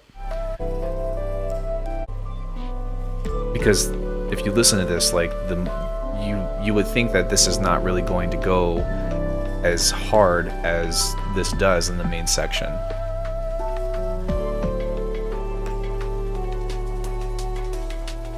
So maybe bringing the energy up right here and elaborating on that of like making the chord progression seem a little bit more grand in that sense is going to help you kind of get to here a little bit smoother. And that kind of applies to your bridge and maybe not so much your outro, but your bridge and your intro, I think definitely do that. I think the reason why your main section seems airy is because I would imagine that your mids are probably relatively empty. Yeah, they're definitely empty. So you have this gap between your tune where your mids could introduce a new chord every 2 beats. But yeah, your tune is pretty mid empty, I'd say. So you have this like nice bass and stuff, and then like and I actually argue that's why your neuro bass comes in so clear for this tune. I try not to overpower my mids like I did on the last track. Yeah, that's totally fine. I'm just telling you why. I'm just telling you why it seems kind of airy. But I will say that's why that neuro bass comes in super clean is because your mids are pretty empty in general, and then you have like and then you have that super clean. You have that space for that mid. So yeah, and I'm not saying that you need to have a ton of mids, and I don't even necessarily think that having it airy is a bad thing. But I'd say that like if you wanted it to be more full or something, then that would just be it of introducing those mids and XYZ. But I think that it's actually pretty okay. You can probably get away with let me think about it.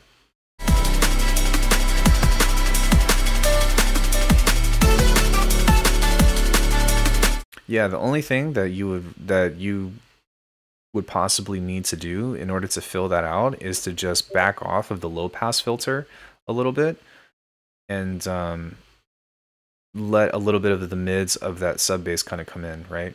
This was before I got the Killer Heart subscription, so all massive. Massive until death. Hopefully you don't have to send me massive patches anymore when we do the patch review on Saturdays. Not that I won't do it, but God, I hate massive. But yeah, other than that, I'm thinking that you're getting pretty close to this getting closer and closer to being done. So that's what I would consider with that, is really just adding another energy element there. And then Straight also said that you can do like a new chord every 2 beats. I'm not sure where, but a plucky chord with a tasteful release every 2 bars.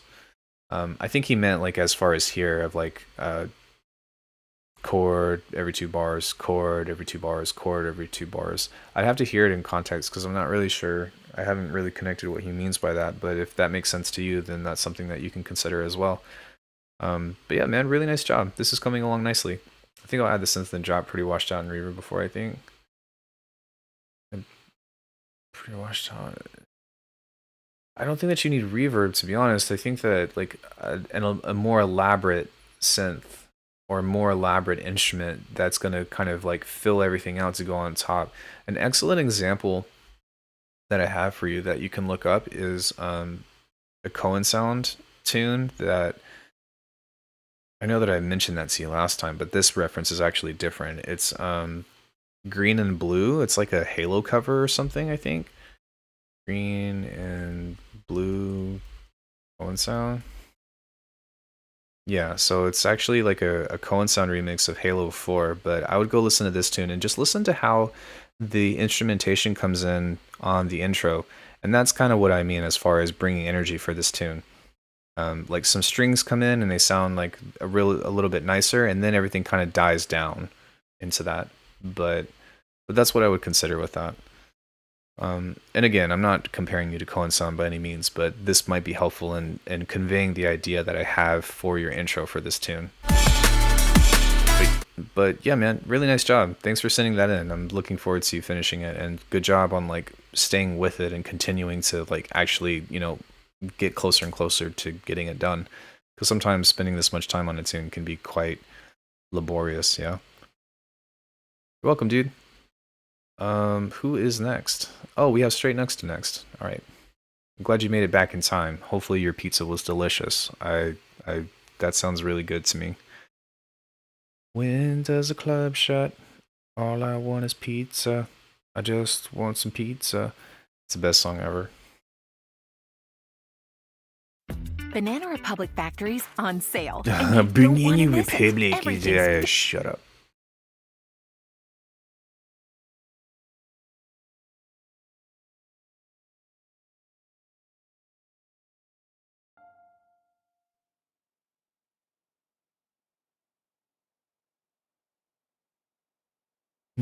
I see.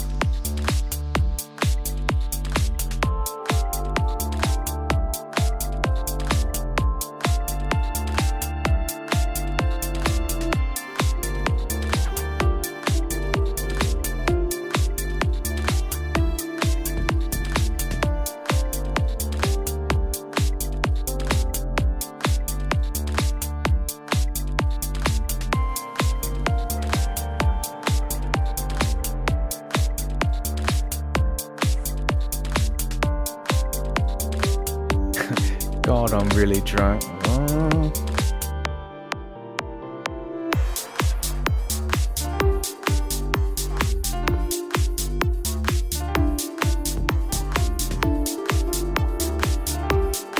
Yo, Straight, this is really pretty, man.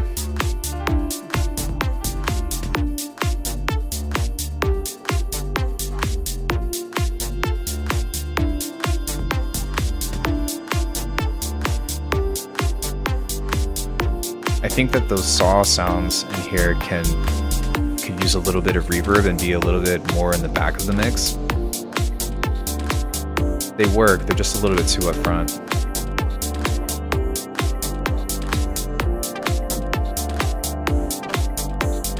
Maybe even being played at an octave higher with a low pass filter as kind of like as a pluck might be kind of nice.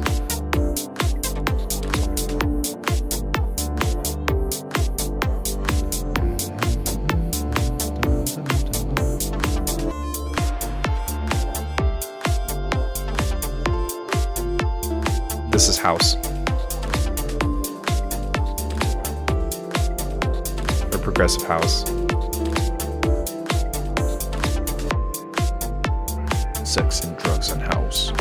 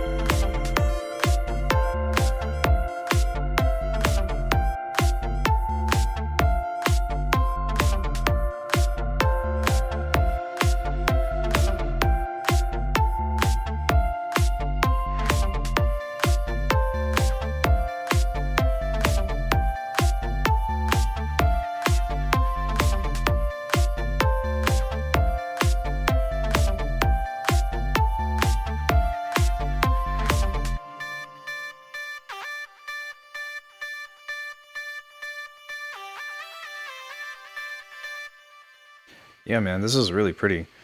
I think that there's a couple of arrangement pieces that you can add to this to kind of flesh everything out. Thought I missed my track. Back right on time.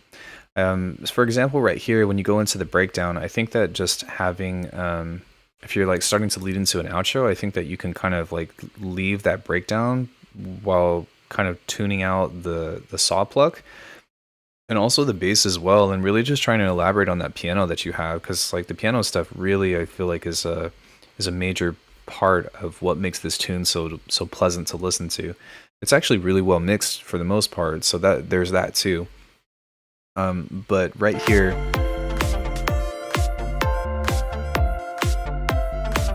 like maybe just kind of bringing everything else down and letting kind of like that piano play, and then maybe if you even want to stop the beat and let the piano play on its own, I would like to hear that on its own and let that have a, you know, let that have a highlight, because it's, again, it is really pretty. And again, with the saw stabs, I think that just kind of mixing that in a little better would change the whole dynamic of this tune. I do think that they work, and I do like the melody choice that you have. It is very, you know, kind of playful and whimsical and stuff, but it's so upfront in the mix that it's actually a little bit more distracting and stands out more than your kick and bass, which is kind of odd. But that's the only thing. Like everything else sounds so nice together. So maybe by either turning it down or by high passing it, or even maybe like try turning it down and playing it at an octave higher with some reverb and a touch of delay, might actually help kind of like enhance the mix, as opposed to just being so in your face in that regard.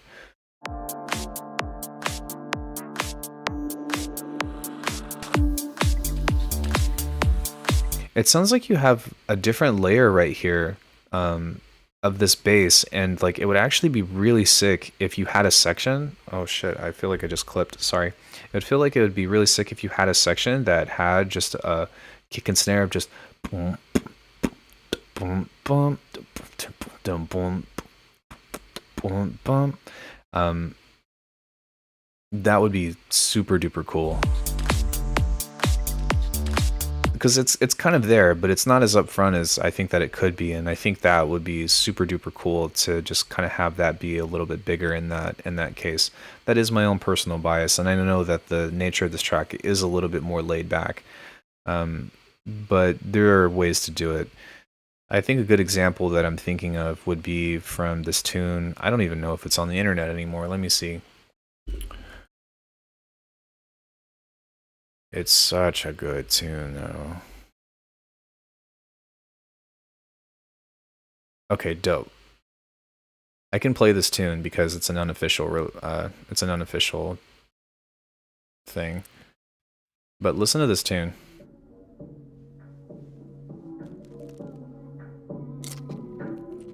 Not this tune. And if you guys don't know who Fracture is, like, please go subscribe to them. Or him. He's such a cool dude. I'm subscribed to him on my other YouTube channel, but not this one. But listen to this part.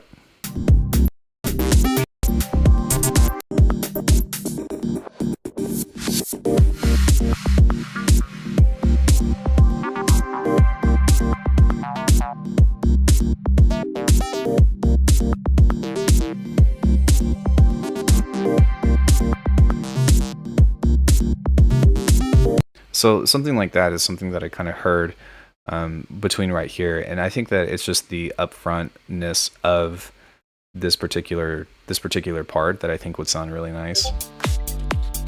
And obviously, like, this is a much quicker tune or whatever, but I think that would just be a really cool part to have right here at the beginning. There's another tune as well. Fuck, what's it called? Wouldn't change a thing if I could do it all over. I wouldn't change a thing. Yeah, I think it's this one. Nope, not that one. Fuck. Wouldn't change a thing. Progressive house.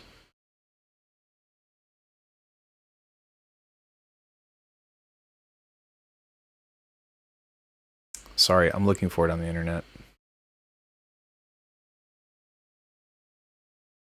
Feature engineer. It might be this one.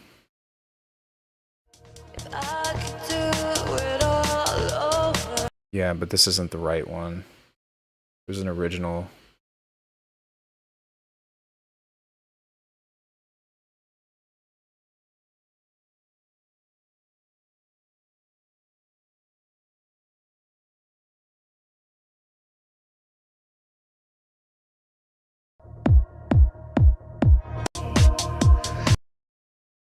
Maybe it's not the original. Anyways, it's from Jennifer Reen, and it's really freaking good.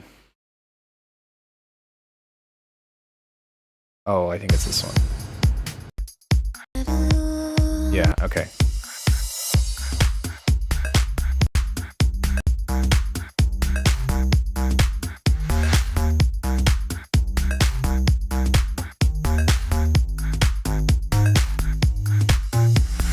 Just having a section right there at the beginning that is a little bit more upfront, if that makes sense. I need to save this tune because this tune has been in my life for a really long time, and I forget about it from time to time.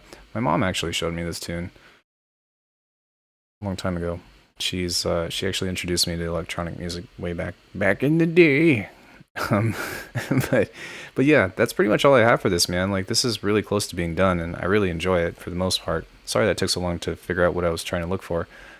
But that's probably what I would do with this. Really nice work, and it's cool. It's really cool, like how diverse and how many different genres and stuff I've seen you do now. Even though like I really love like your neuro stuff and all that, this is still really well made, and it definitely shows like your musical skill. So big ups on that, dude. All right, who's next? Oh, Rafe, you are next.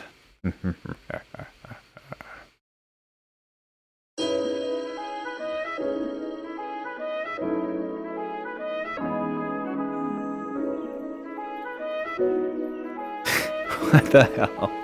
Yep, I feel you, man. Very helpful critique. Really appreciate it. Yeah, for sure.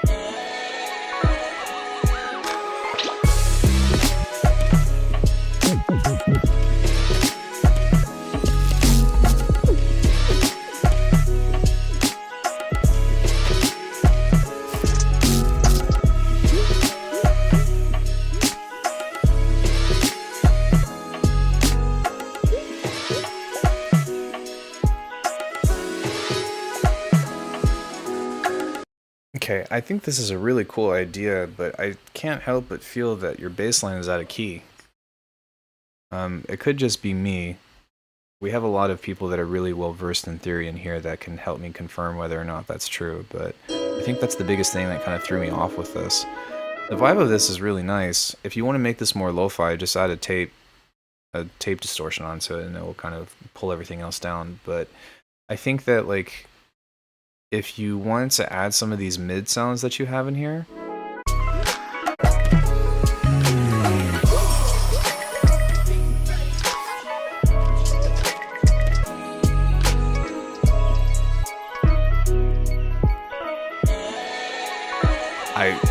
I can't tell, but something's not sitting well with me. Your 808s sound really nice though. Alright, so stuff like that you have, if you want to introduce something like that, then what I would do is maybe take away all of the other elements that you have and not have that play at the same time. And I think that it would be cool for you to actually have a section on its own, so where you kind of have the music playing, and then it will kind of go into an emphasis section, so where you can focus more on elaborating on the bass. But trying to make this mix with all of your elements playing at the same time just kind of makes it seem excessive.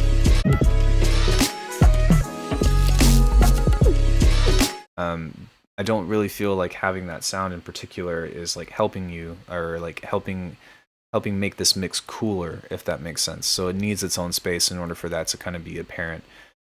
It's a bit harder to hear which tones the 808s play. Yeah, I don't know. I would just double check just in case, okay? And if I'm wrong, then I'm wrong and I'm okay with that, but something seems off about your bass and the relationship that you have with that sample that you're playing. So, yeah, I would yeah, and so maybe again for like your B section, or maybe for your A section, I would just have da boom, da boom, da boom, da boom, wow, boom, da boom, right?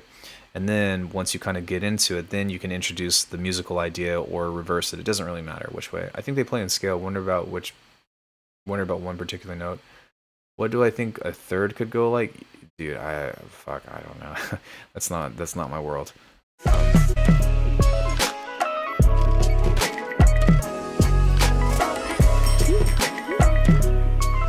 Yeah, I feel like your root note isn't.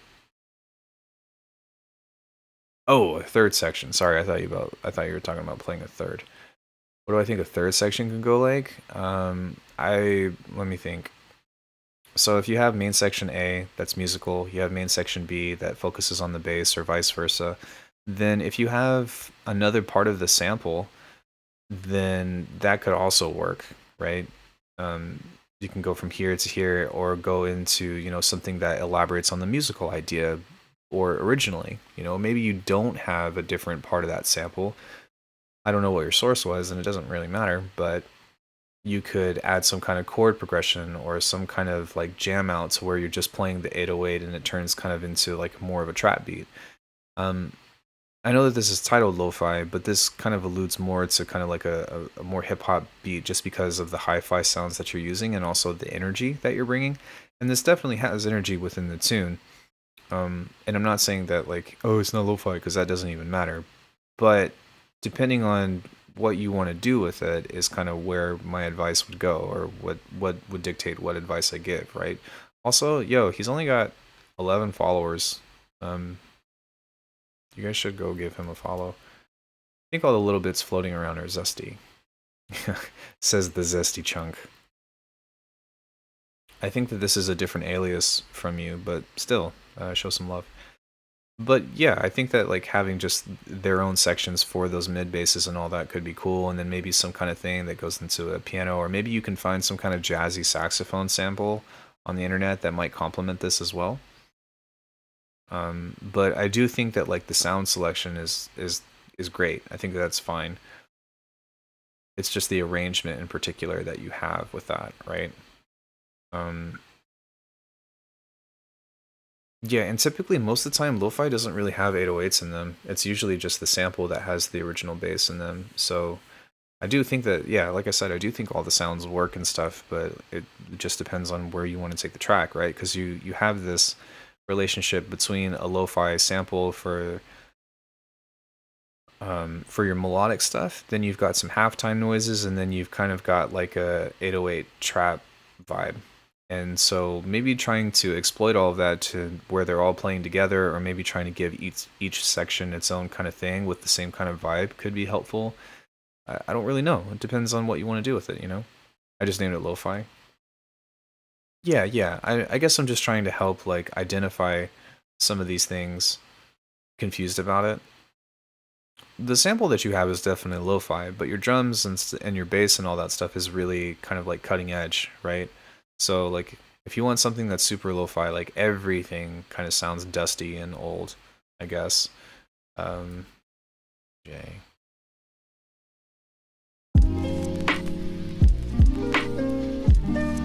So with this particular sample that I took, the bass, the melody, and all that stuff are actually a single sample. And then the drums were just like a lo-fi kit that I pulled up, but everything sounds old. And then I also have like the needed vinyl, because that's a staple, I guess.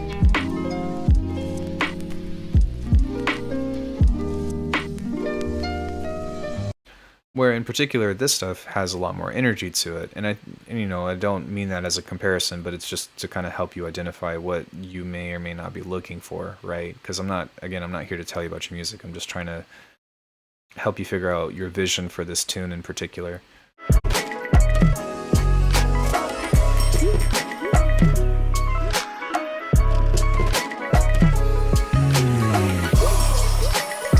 Man, I don't know if you can play jazz keys or not, but that would be super awesome. Maybe as a third section to go into that. Something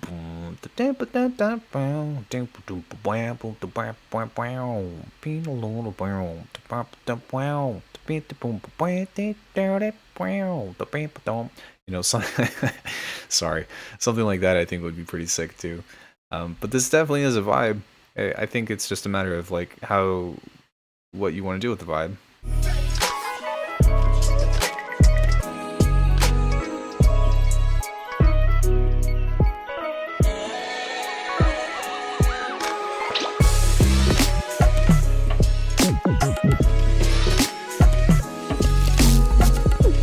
Yeah, neuro lo-fi hop. Sounds good to me.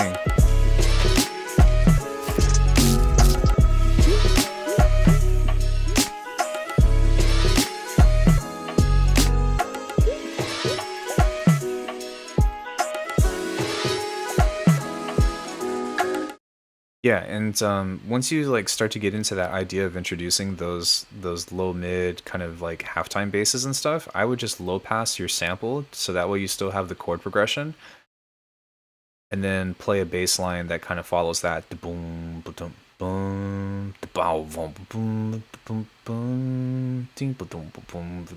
boom, something like that. I think would be really cool. But yeah, man, really cool tune. Thanks for sending that in. I really enjoyed that. Big ups from NoHo. Drippy, you're next.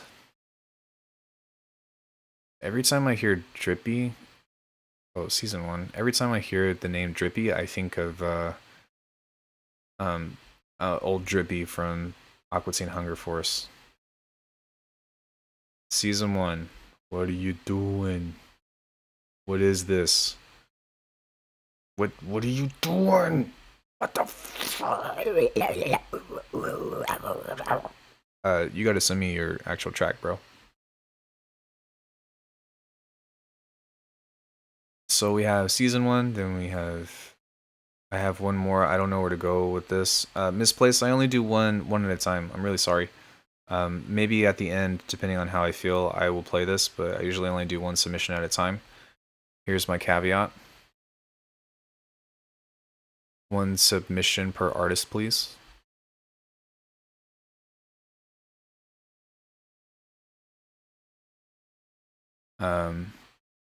But yeah.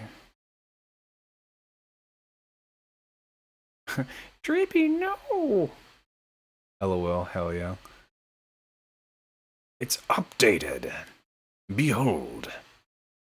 We can now listen to the tune.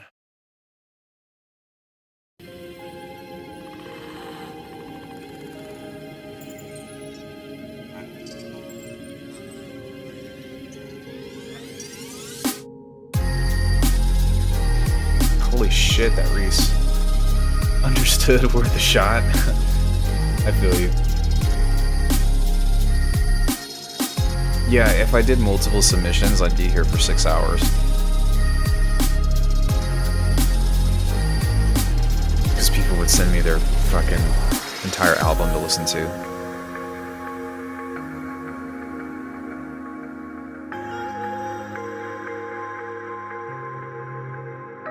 Behold! Corn!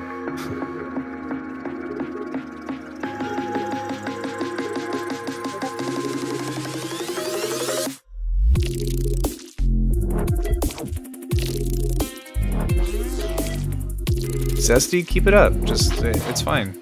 Just send it.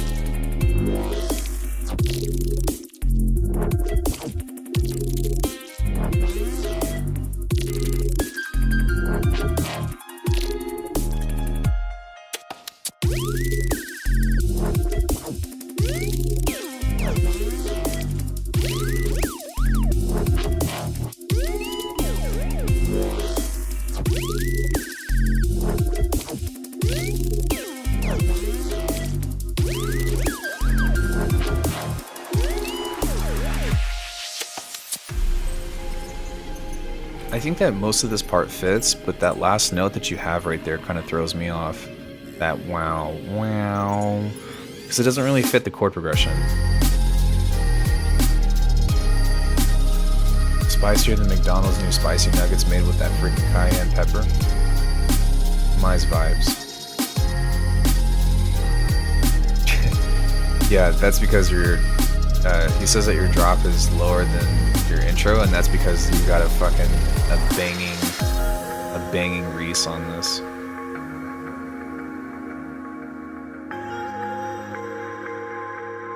We're gonna need some extra. This is gonna be loving all these songs.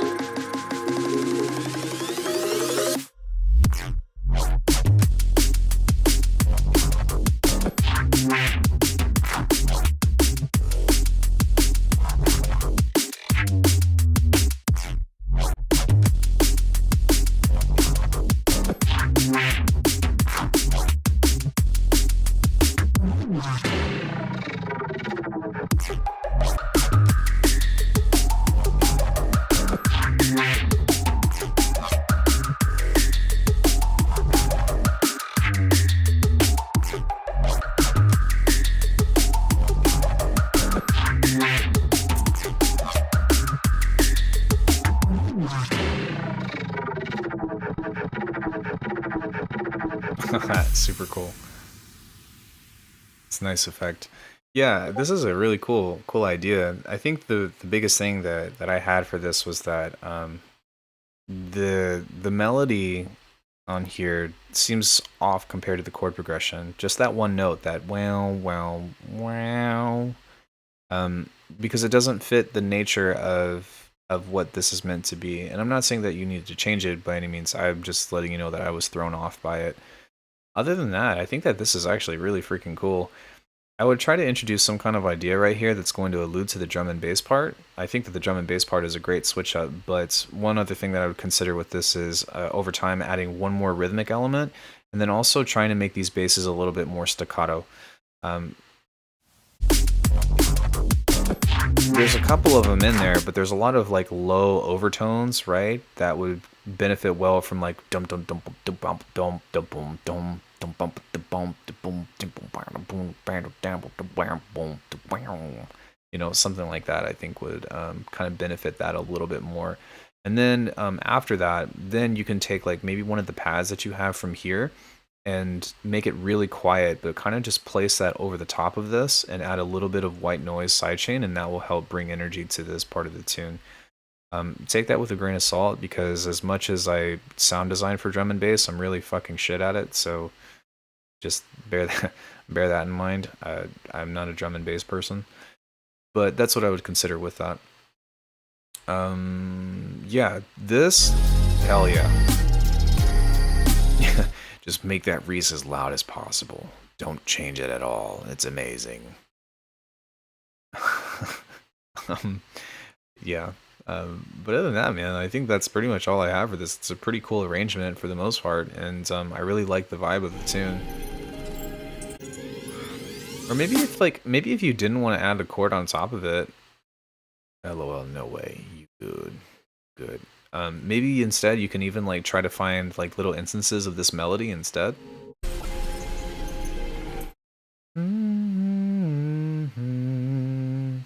No, or playing some kind of ARP or something, you know?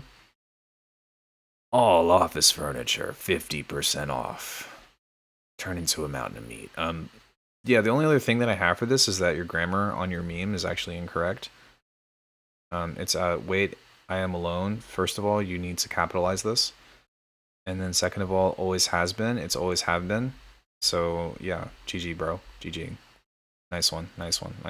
No, I'm kidding, man. Great stuff. Thank you so much for sending that in. I always like hearing stuff from you, Drip. So appreciate you submitting. Ah, def. Okay, next up. Sorry. Sorry, Austin. We're gonna go to Kaku.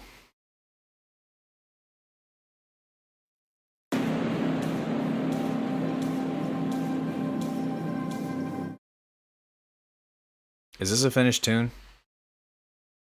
GG, well played. I didn't make it. This looks like, look at this. This looks like a finished tune to me. Kaku, are you here? Is this done? Thank you, man. Always good feedback. Yeah, for sure.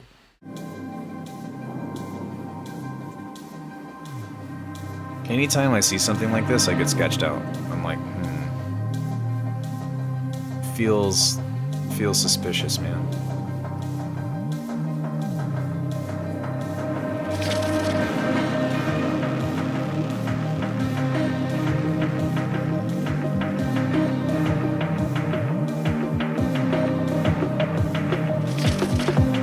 Sorry, man. Oh, so this is done? Okay. Well, the structure is complete.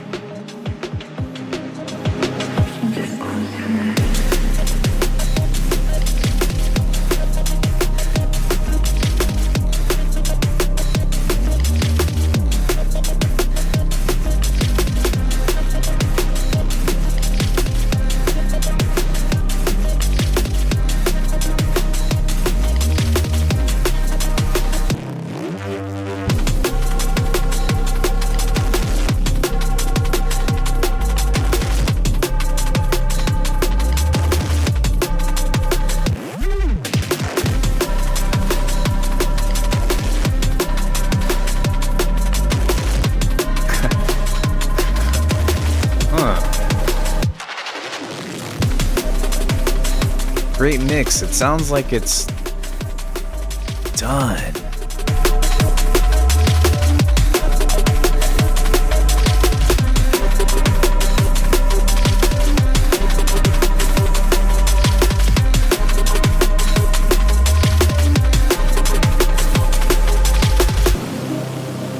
It's okay, dude.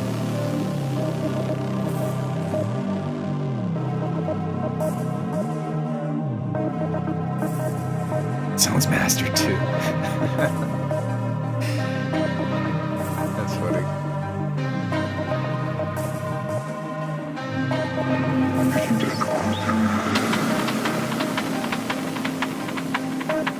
Kaku, you sent me a mastered tune. I'm not sure how I can help you with this.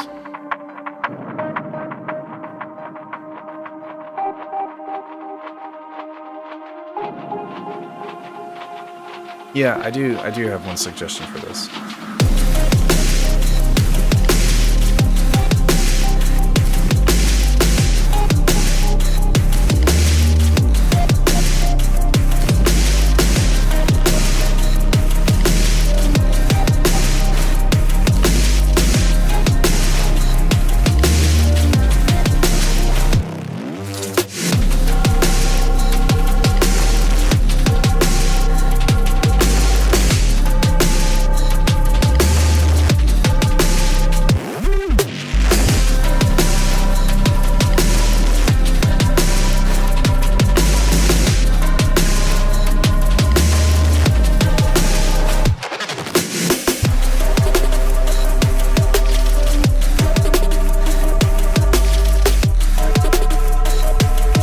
Yeah, I was gonna say that your sub seems kind of weak too. Also, hi, Evan.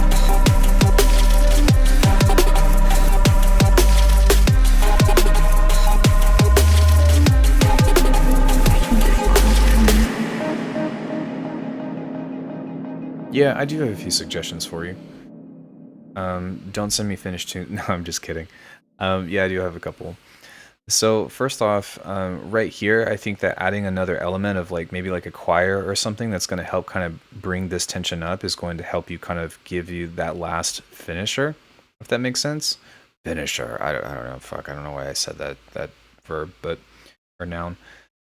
But adding another element to kind of like really bring this up to make it kind of like epic, I think would be really beneficial right here. And once you get to right here, I would actually, before you go into the break, I would actually go into another section.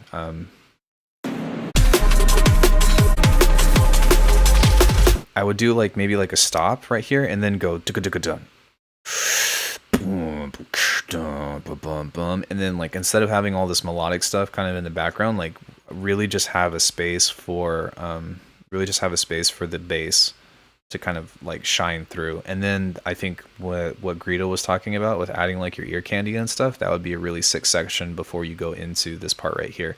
And you have time. The tune is only 4 minutes, so I don't think that it would be pushing it too hard to add another to add a C part to that. But I think that would be really sick to just like have maybe like a 8 bar loop or 16 bar loop to just fucking emphasize and go ham on like letting that bass hit as hard as hell.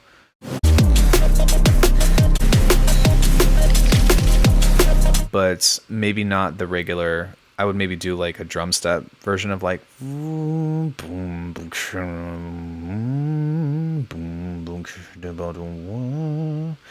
Yeah, C is a really hard note because it's not very prominent within. It's not very prominent in that low frequency, so like you almost have to jump an octave higher in order for that to be, in order for that to really hit through, you know.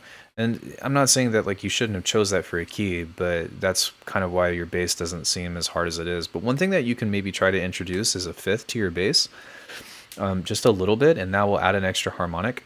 No, don't transpose it. Just add don't instead of transposing it, think about maybe adding a fifth harmonic, which would probably be F, right? I want to say I think F is a fifth of C. But if I transpose it, it would be messing with all the melodies and stuff, right? I don't feel confident if I know I can do all that stuff. No. Yeah. Just add a fifth harmonic and see if that works. So let's say I'm gonna pull up phase plan, okay? But if it doesn't come through, of course I'll try. Well, instead of transposing it. Oh shit, I need a wavetable. So grab a wavetable, and we're playing a low C. Is that even playing?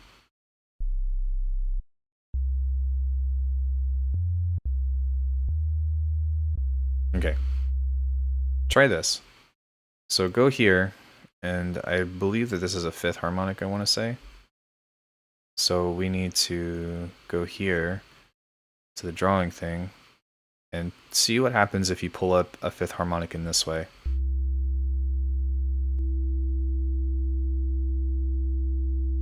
I'd add a G instead of an F.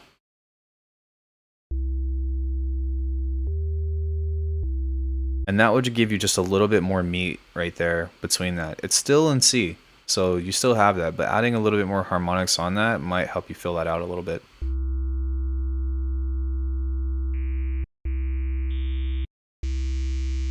Yeah, I would just go with that fifth. But doing that, if you can do that for a wavetable, or even you can even do this as well.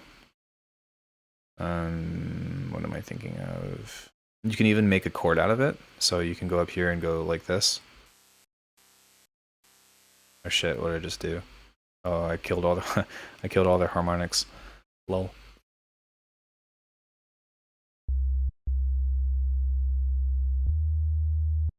Okay, and then you can duplicate this, and then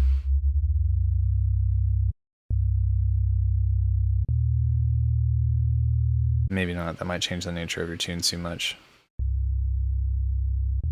Yeah, that works. Okay, so if you turn it down and you don't have this at 100% volume, then this actually is... Oh, it would be G. G is a perfect fifth.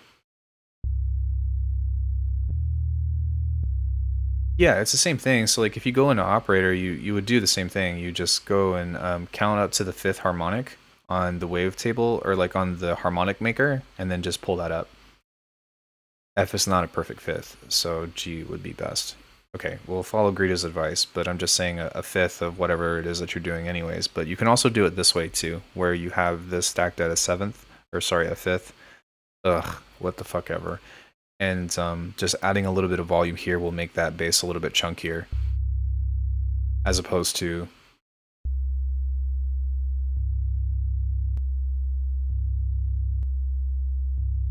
So, what is happening? What is happening? I'll tell you what's happening. Anarchy. Hi. Broken amethyst. So yeah, that would be my advice for that. But yeah, adding like a drum step part, I think would be kind of cool, where you just kind of like go into a breakdown before your actual break might be sick, of just having that part of like Boom, boom, boom, boom, boom, boom, boom, boom, boom, boom, and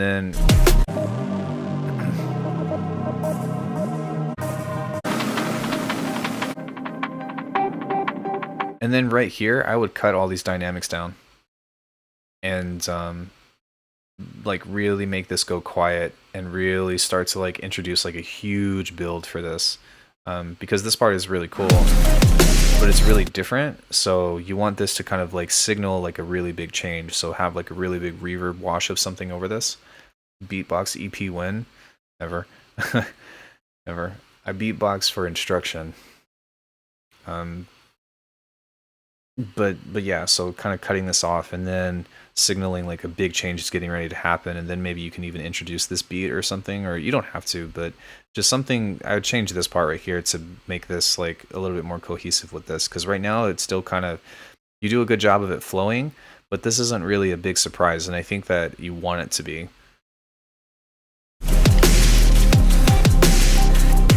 And also with this, yeah, also with this snare, I'd probably add a little bit more reverb too, because right now it's kind of dry.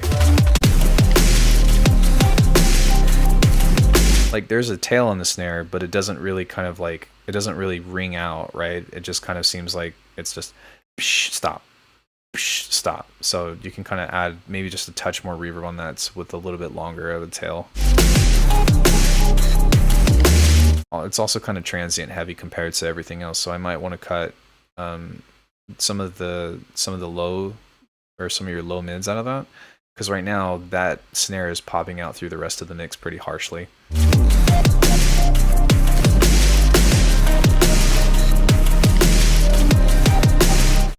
Add a 200 hertz notch on the snare.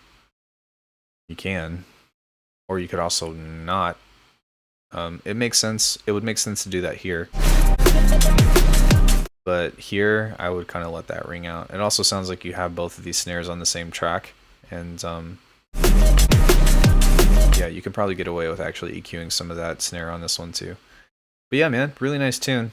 I would love to hear an earlier idea of something that's not mastered, something that's not quote unquote done, and you don't know what else to do to it. But I understand that there is a process right here of being like, I almost feel like it's finished, but it's not done yet. I just am being a jerk and like earlier works, kind of like mid things is what I enjoy. But yeah, I'm still happy to get feedback on stuff like this. In the future, if you think that I'm being overly suspicious, just say it's not done. And before somebody actually masters a tune and it's released on a label and they're like, it's not done. Good stuff, man. I enjoy your music. Frankie, you're next. This one's for you, Daddy. Please don't call me Daddy. Nobody calls me Daddy. Okay, next time I'll send something on an earlier stage. No, don't apologize. Don't apologize. I hope that you can see why I was like being suspicious. I was like, because your master was so flat. It was so sausage that I was like, there's no way. Yeah.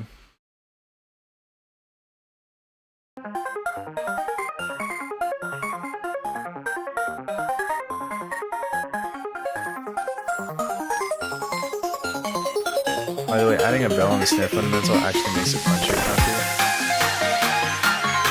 I don't think that his snare needs to be punchier. I think that he needs to cut.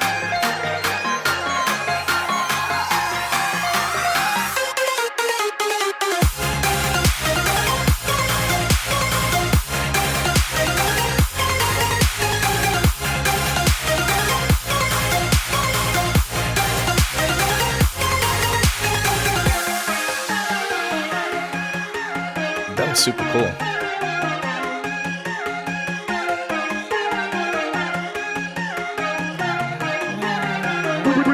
Bring that shit up.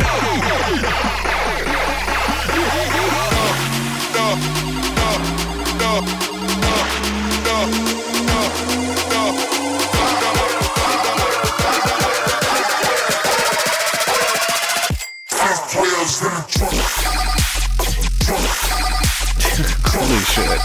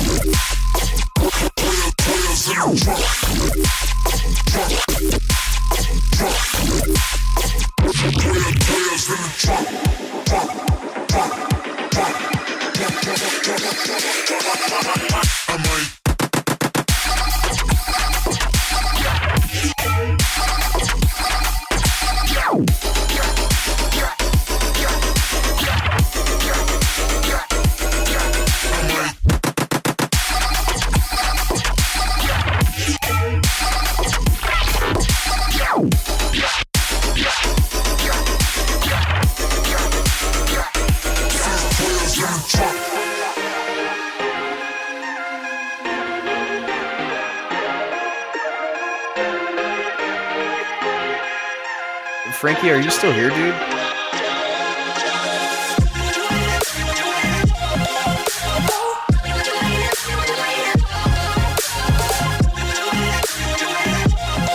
Okay, cool. He's still here.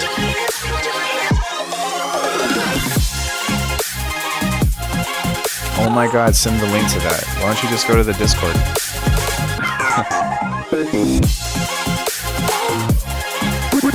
Bring that shit up.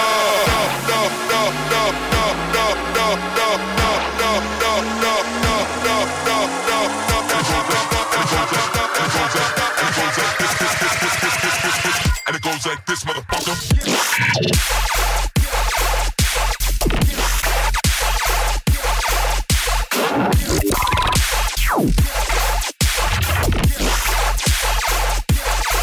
And it goes like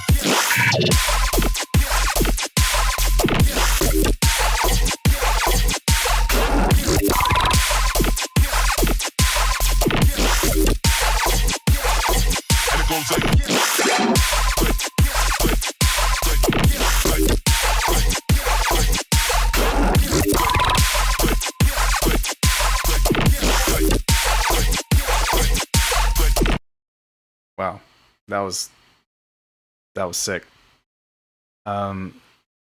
Yeah, that was awesome. This feels done to me. I feel like this feels done, to be honest. I'm happy to play your tune out, but I don't really have anything for you because this is done. Finish the mix and master it, and you're good to go. Yeah, man, I will say that, ironically, you guys gotta tell me this. Like, tell me, like, I love descriptions instead of just posting a tune. I love descriptions of being like, hey, this is where I'm at, because because otherwise it's just left for me to interpret, yeah? Sorry, Streamlabs just woke up and wants to be active now. It's like, hey, remember me? Hey, so sorry about that. But yeah, okay. Fuck. Man, what a tune. I really like these bell sounds that you have. Like,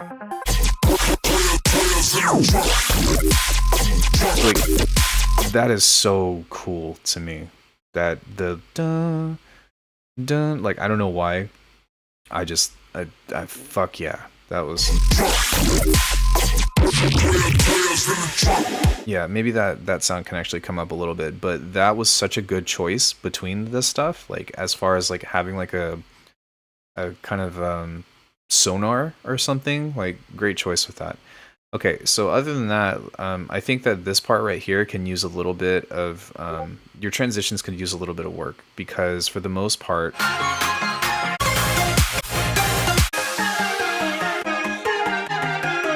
that shit up.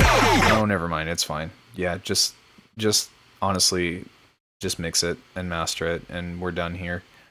Great tune, man. That's all I got for you, and that's a compliment. Because I really don't have anything for this. Maybe flesh out an outro as opposed to just letting this play out. But other than that, like, I don't know what else to say. This is so good.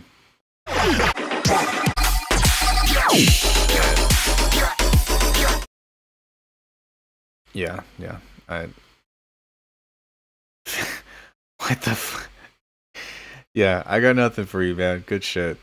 Great tune. Send me something that you're like way further back on, because I don't have anything. Bro, send me a whip, not a finished tune. I have to like give you respect for like sending such a banger, but at the same time, like I can't be helpful to you if you send me a finished song because there's nothing to change. And like your skill set is equal to or better than anything and everything that I know how to do. So, you know, I don't know how to help you in that sense. That was fucking awesome, man. Good shit. I really don't like rhythm and dubstep like that. I really like this tune. So good stuff. Malo, you're next. Zesty, I'm glad you kept this up. I thought you were going to take it off. So yeah, we'll do Malo and then we'll get through Zesty and then we'll get through Josh. I'll maybe wait around and see if one more person submits, and if not, I'll probably call it a day. I'll send a whip to Al's house. Well,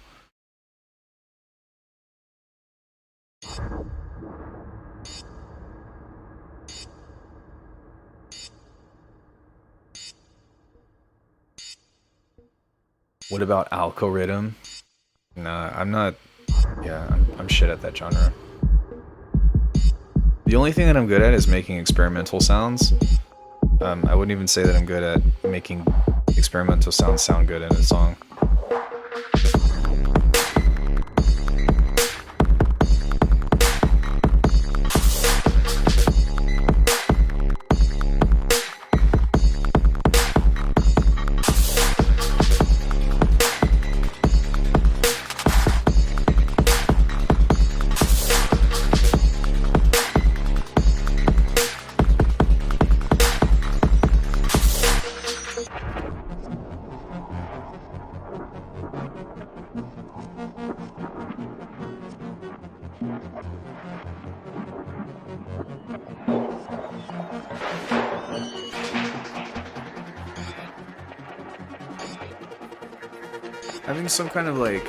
Having some kind of spatial sound in the background right here would be kind of cool.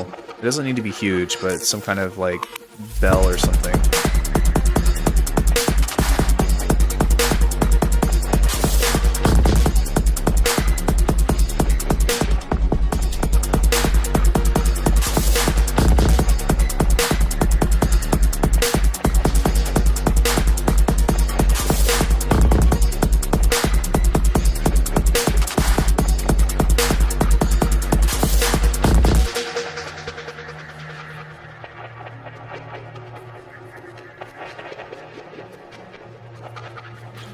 This part should probably be twice as long. It's really short. Or maybe add a different part right here. But this is really nice right here.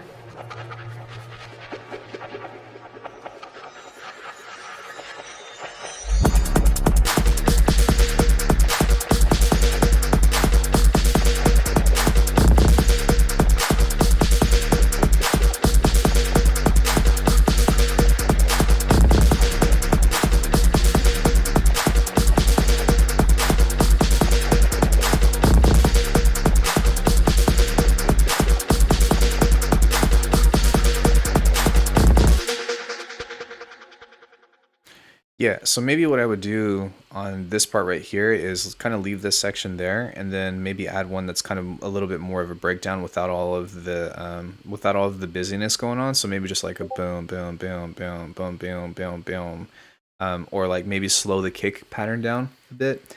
I think that would be probably useful, or that would probably be good to kind of help you mellow things out, or kind of help keep things interesting, right? Because sometimes when there's so many kick patterns between this, like it sounds really good at first, but if it doesn't kind of mellow out at some point or give us some space, then it becomes kind of like hard to want to keep the attention through the entire part of the song. I'm not saying that your tune is boring by any means, but I do think that having a bit of contrast between your drum patterns, where something kind of mellows out for a bit and then gets complex and then mellows out and then gets complex, will kind of help you flesh this out in a different way. I hope Malo is here, by the way. I don't know who that is on YouTube, but I don't see anybody named Malo, or somebody that's talking that is otherwise different, but okay, whatever. Become a member, watch the VOD. Yeah, I think during the beginning, this is like a really cool thing. Maybe having like a clap or something.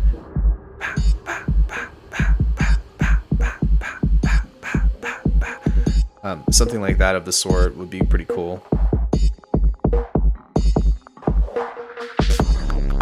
But when you kind of have this where it's just a filter and you have like no other high pitched sounds or something coming in, then it doesn't really, it becomes really hard to build tension because like you are just opening up a simple filter. Like you're going to need a little bit more than that. I know that this is a work in progress, but some kind of effects, transitional effects will kind of help make that big.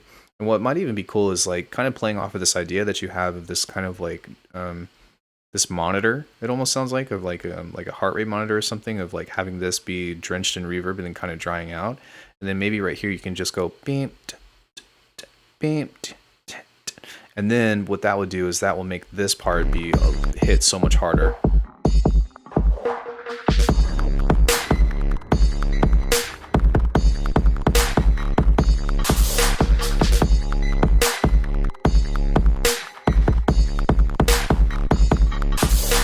And I think that like I really like this idea compared to these other two, and I'm not saying that they're bad ideas by any means. I really enjoy this. So maybe you can even go back to this part, or sorry, on this part you can go back to this part where you maybe elaborate on the idea with this little cool melody that you have right here.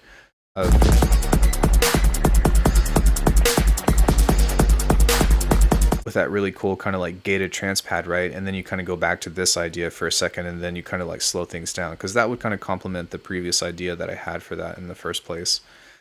But other than that, man, like this is a really cool tune. I think that there's a couple of like ambient things or some ear candy that you can use to kind of like flesh out the rest of the story, but I definitely like the sound choices that you have. I would just love maybe a little bit of space in between of some places. And you also don't have to turn your bridges down so much. Like this is so quiet compared to the rest of your tune. This should be, I say this all the time, but your intros and your bridges and your main sections should only be like maybe 2 dB quiet, more quiet than the rest of your songs. Like if you're introducing dynamics, right, and it's going from quiet to loud, that's one thing, but you're not doing that here. You're just going into a different musical piece. This usually isn't good for your listener because it's really easy to scare the shit out of them. You did a good job of introducing loud parts here, so that way it wasn't such a big surprise, but had this been here, this would have scared the shit out of me. So, you know, and plus, like, if it's too quiet, then it's going to make me want to turn this part up, and then when this starts going, it's going to make me want to turn this part down. So, you know, you got to be mindful of that. Yeah, I guess Malo isn't here, but that's pretty much all I have for this one. Thanks, Amethyst. I appreciate it. I had an awesome birthday, by the way. You guys should go watch that VOD. I cried. I don't cry. I'm not a crier. Good stuff, man. Oh, this belongs up here. This is so I can chat if I need to. All right.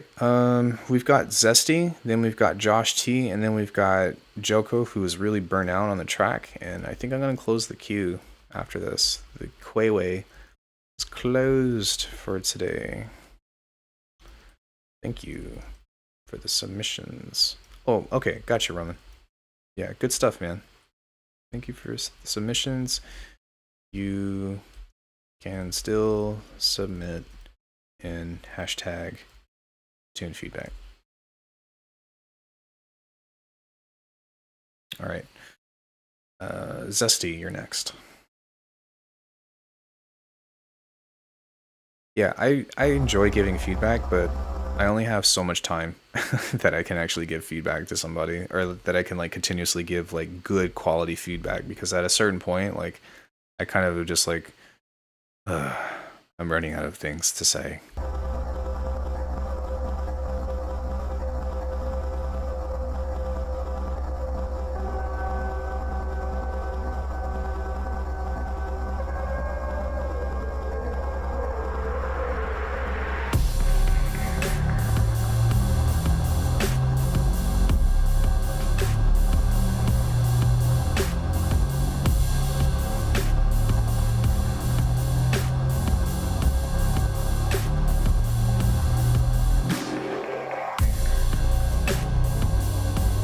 It sounds like your bass is really wide.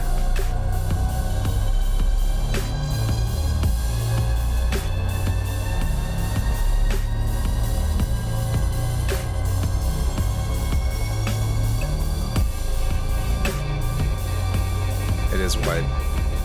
You gotta mono your bass, bruh.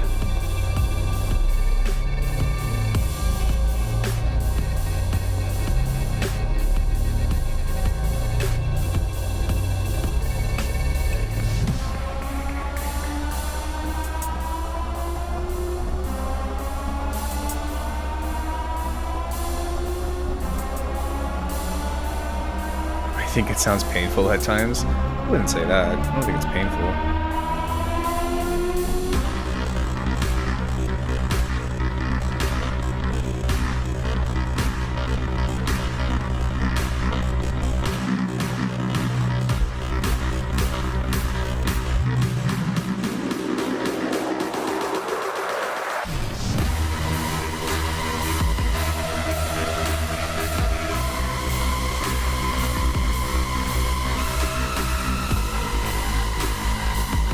This part is actually really cool.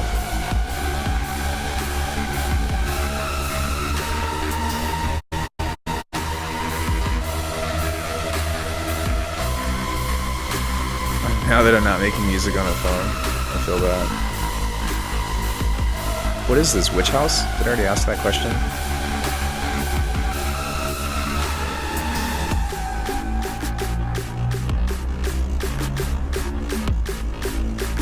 Also, can you translate what this means in English?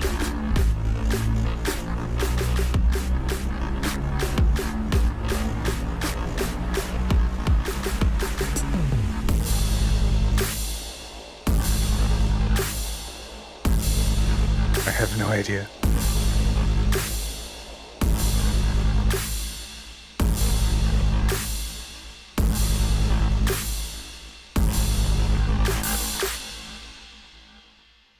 Yeah, this is definitely really cool. I think that, like, for one, just it means the arc is your salvation.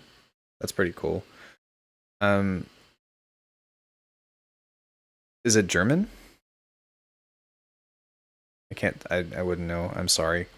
But yeah, so I think that regarding this, having some kind of intro between this before you get into that part of like maybe trying to flesh out what this is right here, of like some kind of soundscaping or story would be really sick, you know, of like maybe having like heavy rain or something and then having like a boat creaking or whatever before going into this part would be pretty cool. The biggest thing that you're going to want to look at within your mix is two things. For one, I would take a look at your side chaining, because sometimes it seems like your side chaining is a little bit off. It's not German. I'm sorry, I don't know. But the other thing is that your bass has a ton of stereo in it, it seems, and you kind of want to be mindful of that, because what will end up happening is you're going to run into a lot of phase cancellation. So here, let me pull up the super saw like this. Alright, so this is like a really wide bass, and it sounds kind of cool in stereo, but the thing is that it's going to make it sound really thin, and you want to... You don't really want this. It looks really cool. That actually looks fucking amazing, but you don't want that, especially down here. You don't want all this stuff. You want this to be in mono, at least 100 hertz and below, because this is what's going to help you have like a ton of feel within your like a ton of power but behind your tune, because that's kind of what it seemed like you were going for. But for the most part within this, when you listen to it like this, it sounds really cool. That's interesting too. Oh, that's because of that. This stuff fascinates me. Danish. But yeah, you want to keep that low end in mono, and that's immediately going to make this sound 10 times better. I really like this chord progression thing that you have here, or this melodic piece.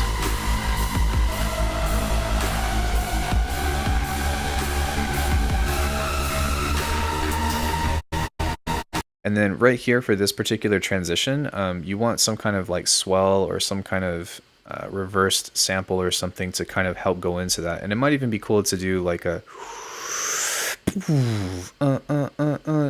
into something like that. I think would be really cool.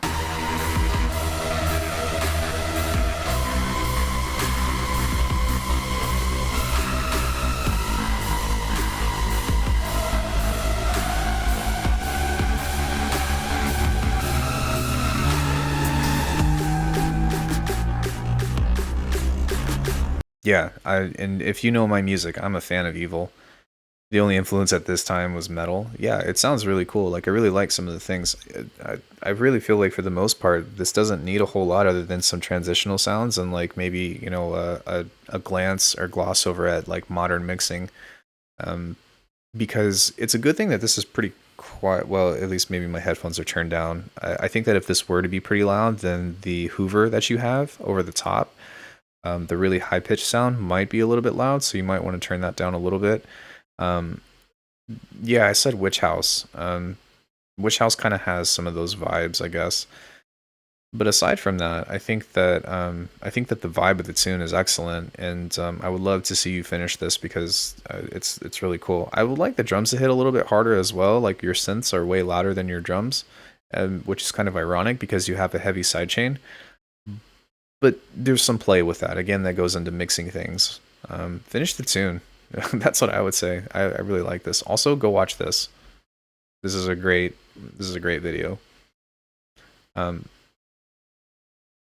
Also, it's Purity Ring. Purity Ring is great, and it's Megan. Is Witch House a genre? Yeah, it is. It's not actual house music. It's just called Witch House. I actually didn't know what it was until I watched a Venus Theory post on it, but apparently it's a thing. So, yeah. Good stuff, man. All right, next up, we've got Josh T, and then we've got Jokobaba, and then I need to take a break, take a shower, and eat something. Ah, bruh. Witch House. You mean the house of my ex-girlfriend? Bruh. Bruh. Noise.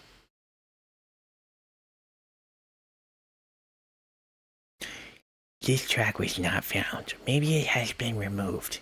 Click to learn more. So yeah, I think Mary, like your sounds are kind of quiet, you know? Might need a little bit of a volume boost. Something of the sort, maybe. Shit. Can I submit one last one? Sorry, I closed the queue. Sorry, Parasite. I close the queue. You can post some tune feedback though, but I was about ready to be done after Joko's thing. Oh no, the track was removed. It's 1 minute. Yeah. Just post it in tune feedback. I'll listen to it after I brush my teeth and take a shower. Because your tune might be 1 minute, but my feedback might be 20 minutes. That's why.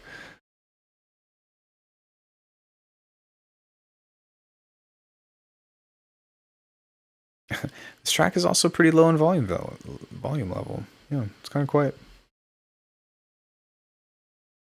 Banana Republic factories Oh my on God. sale, and you don't want to miss it. Everything's 50 to 70% off. Everything is 50 to 70% off. You shall not post. No, just post in tune feedback. I'm just ready for a break. I saw your vid on IDM cutups. One question: when I want to apply effects on a single clip or snare hit, what's your usual workflow? Do you bother with sends? Wait, I got it. Wait, holy shit. Okay, when I want to apply effects to a single clip or a snare hit, what's your usual workflow? Well, it depends on what the effect is, but if I have some kind of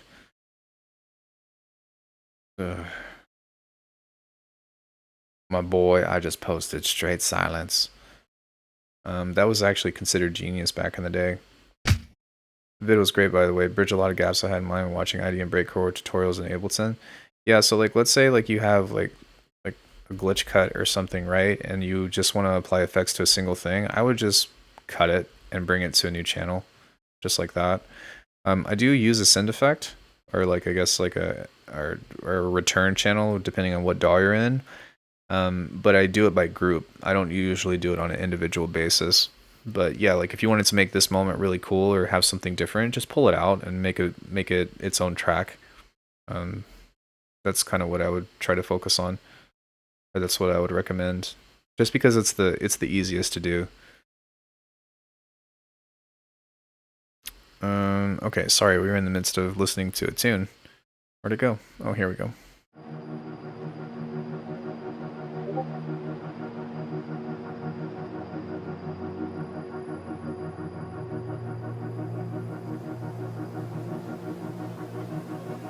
if you want to keep it interesting, then you need to post this in the intro.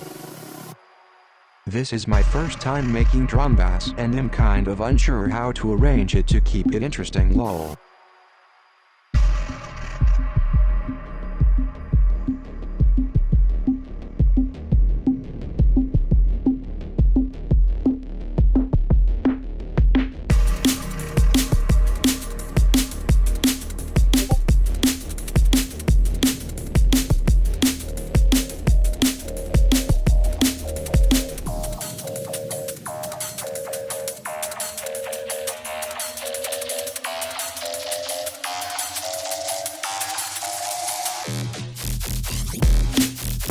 Holy shit.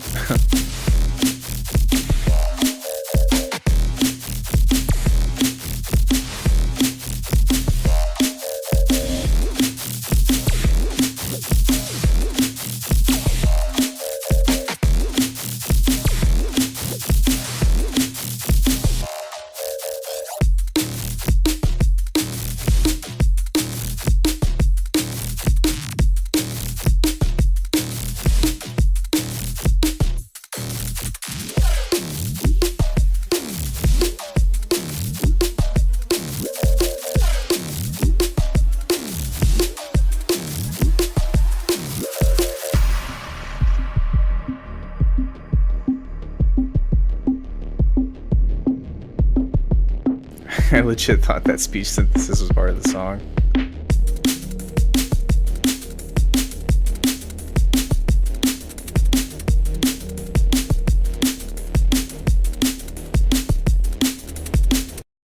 Okay, so this is I think it's a really good start, and there's a lot of cool things that I like. Nasco showed in his live stream, so you can get your hands on it. The link is in the description. The hell is that? So I made a simple patch in Serum. It sounds like this. So I have used only one LED Oh, this is something else. and some Mac. I was like, what the fuck? Shows the wavetable Yeah, so between this, what I think that would be useful for you is, for one, it seems like your basses or your synths are really wide, and so just making sure that your low end is in mono. I can't tell or not.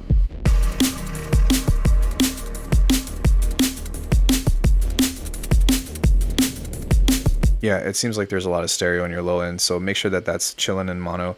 And then also I want to say that your snare is a little bit too much for the genre that you're going for right now. And so I would maybe cut some of the low end of that snare out. Maybe just dip into the fundamental just a little bit, or maybe do a dynamic EQ to where the fundamental is being dipped on that part. Patch went hard though. I just couldn't tell what that was. I didn't realize that another song started playing, and I was like, what is going on in the background? I thought somebody was talking to me or something. But yeah. I think that with this drum pattern, I might actually change that as well, because it's a little bit cliche for this kind of rhythm.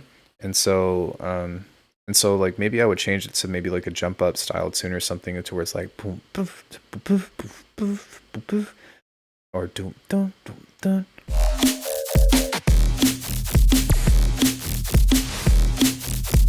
Or maybe even just take out that second kick. So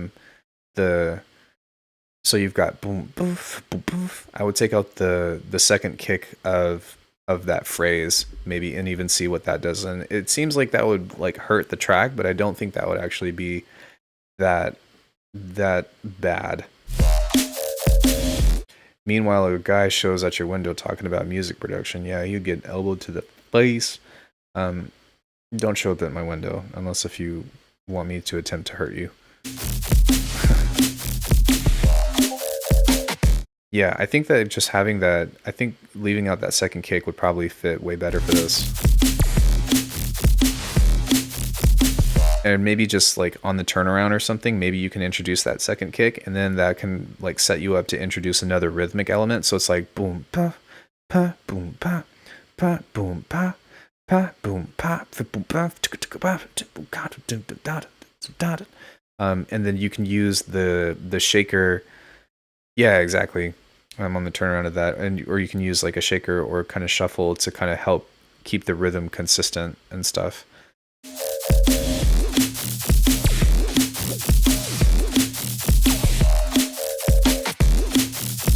Alckemy got them one lines. You could run up and get done up. No, I'm just kidding. That's not my line. That's Nas' line. Okay, and then right here is actually really cool. That's what they say. Less is more. And that would actually be really cool if you did a fill right here. Like, it's cool that you stopped everything, and I think that's cool. But maybe doing like a shuffle with stick hits, like a tuk-tuk, and then switching that up to a higher pitch snare would actually be pretty cool. And then it would also be neat if you added a ride right here. So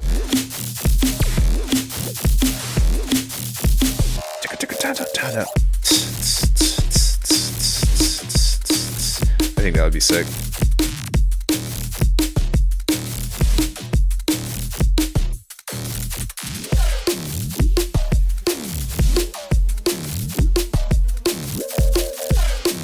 Yeah, I mean, really, like, I think that you just need to add more shit to this. I think, like, that's the only thing that you... I guess they say less is more. I would say you need less, like, heavy transients on this, and then maybe more, like, high-end stuff or stuff to kind of help fill the space.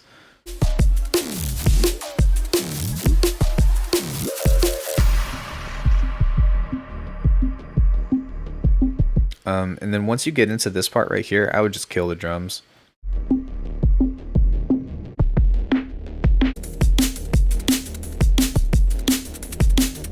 Yeah, I agree. Those are some cool bass sounds.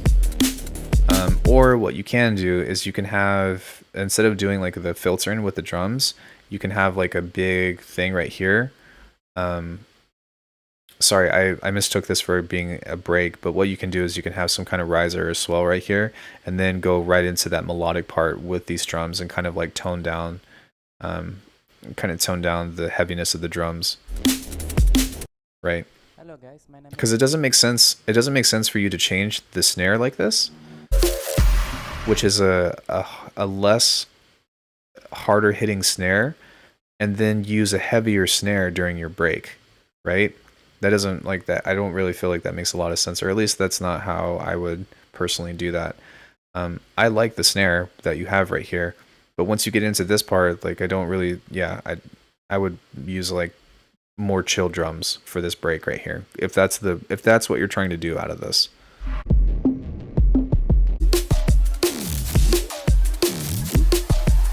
Which it might just be the same snare, just pitched up, but at a lower frequency, then that snare hits harder. So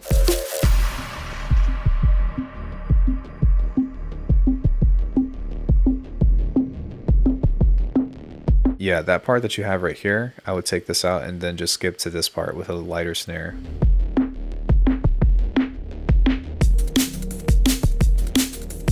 Yeah, just go to that part.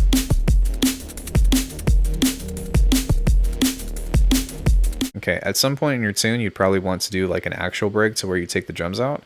And then what I would do is when you're getting ready to set yourself up for the next section, I would do something where you just have a really huge like reverbed kick, and then have just bits and pieces of this section of that's just like dom dom dom dom dom.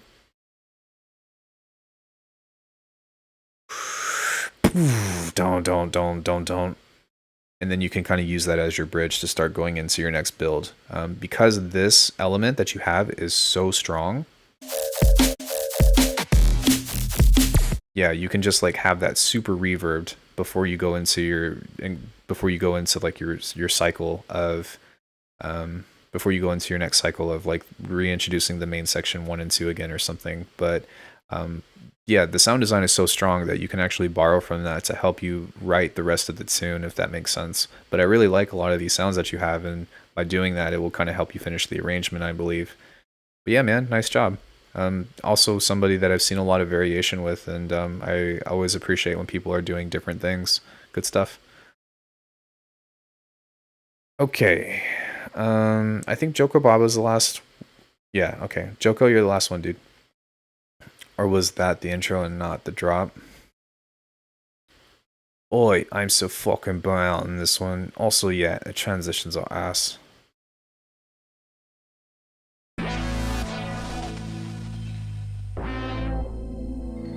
No worries, dude. Good stuff.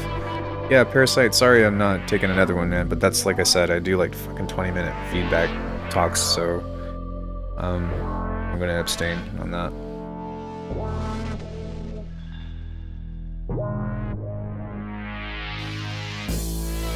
Also, I made an exception for you last week when I did preset feedback and then you send in a tune.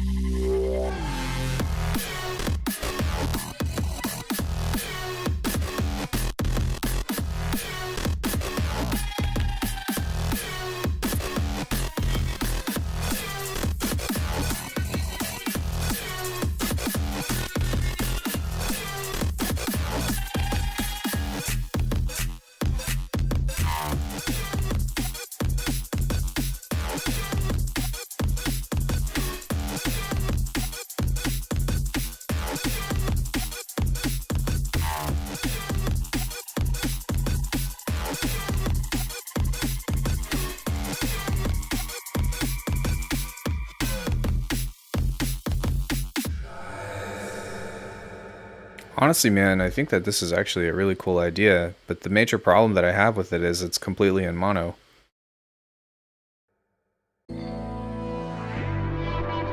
Okay, it's not completely in mono, but it seems like for the most part everything else within this tune is super mono. No, it's quiet.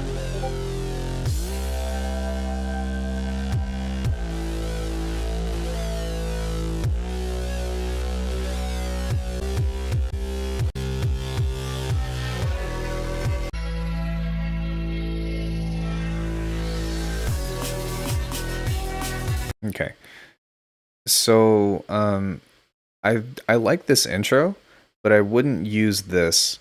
I wouldn't use this part, to be honest, because I don't feel like it fits. And I find that the drum selection that you're using with this competes against the distorted guitar stuff that you have right here. And I know that you're trying to use this. Yeah, stereo scares me. No, leave it in stereo. I'll help you fix it in stereo. But no man no. No man no. Because if you listen to it, it just sounds like it sounds super dark because of it. Stereo scares me. Don't be afraid of stereo. Embrace stereo. I mean, for the most part, people are starting to move into like 5.1 surround sound, right? But yeah, I feel like the drums don't really work right here between this section, and I think that's because of just the phase cancellation is like an irrational fear. Yeah, I agree with that. It might be because your drums are so quiet compared to this kind of stuff. I would think that in order to make this work, you're going to need some heavier transients and heavier sidechaining because this is so mid-heavy.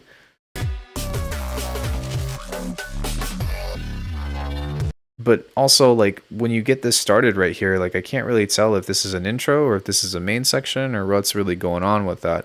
Once it gets to right here, this actually sounds really cool, and like the total vibe of the change and the energy and the feel, and I would even argue like my interest with this like really peaked right here because this was such a strong piece of arrangement.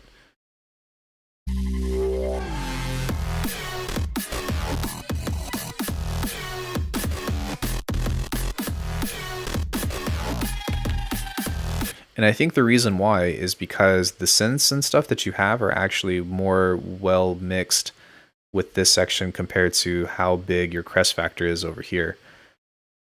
7.1 surround sound to make your back scratch. I don't like itchy back scratches, so no thanks. But yeah, so like even though this part of the tune is more quiet, it's actually better mixed, and I think that it actually leads to a more interesting thing where like all the loud stuff that you have here is so much louder than your actual transients. Like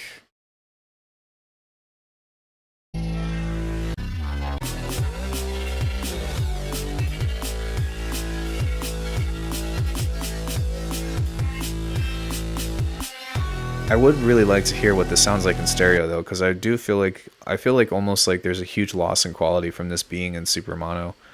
But I will say that like this transition is actually really cool. Like this was actually a highlight as well. 10.1 surrounds to make your ass jiggle.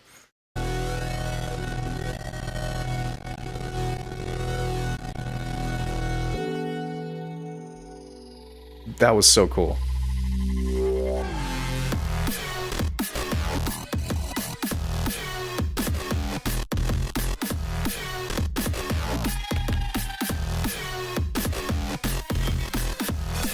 Yeah, so instead of having this section right here, I'd probably take that out and then replace that ending or the ending phrase of this right here, and then kind of let that bridge, and then I'd kind of see. But again, like, I mean, aside from that, like as far as like finishing the arrangement,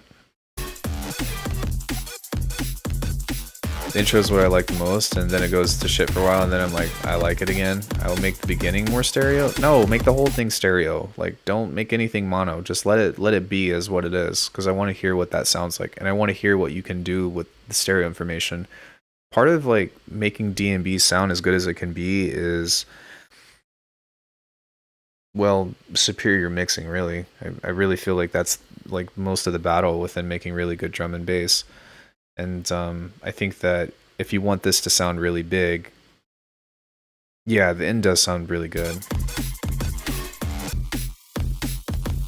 I mean, honestly, dude, like you can just use this part, or I would actually elaborate on this melodic part that you have right here, that chord, because I want to hear that again. That's super nice. Maybe right here, this can be like alluding to what you're going to go into after this, but maybe for the break you can elaborate on that chord progression a bit or something, or maybe not, because it's kind of cool just the way it stands out on its own. What should I make stereo? Not just all of it, right? Bass, not of course. Noise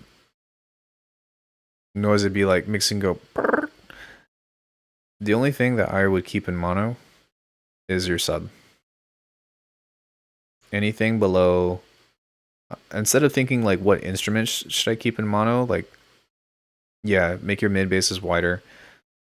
Everything below 100 hertz, if you want to be really safe because you're worried about super phase cancellation, then everything below 150 to 200. I typically go like 110 personally, because I like making things super wide. But I wouldn't like try to stereo, quote unquote stereo process things. I would just make sure that your low end is in mono, and then everything else is kind of up for interpretation. But we can cross that bridge when you get there. Hard pan snare, got it. Sure, do it. I don't care. Just open it up a bit. Open it up, because I think that this will sound a lot better.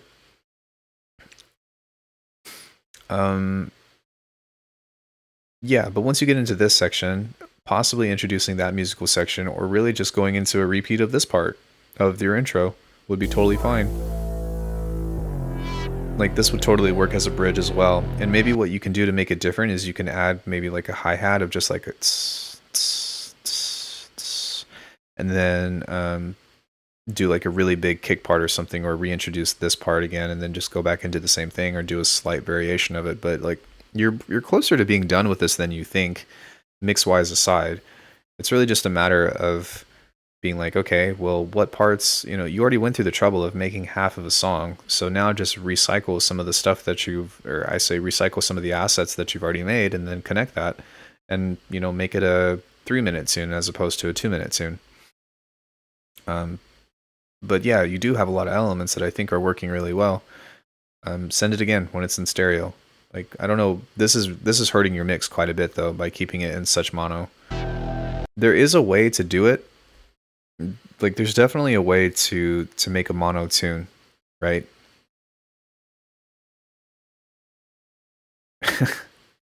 Pro tip, make your mix have phase cancellation so no one with mono speakers can listen to it. That's one way to approach it. Yeah, like there definitely is an art to mono producing, but there's just not a reason to, unless if like that's the only thing that you're concerned about, right? Yeah, like what are you afraid of?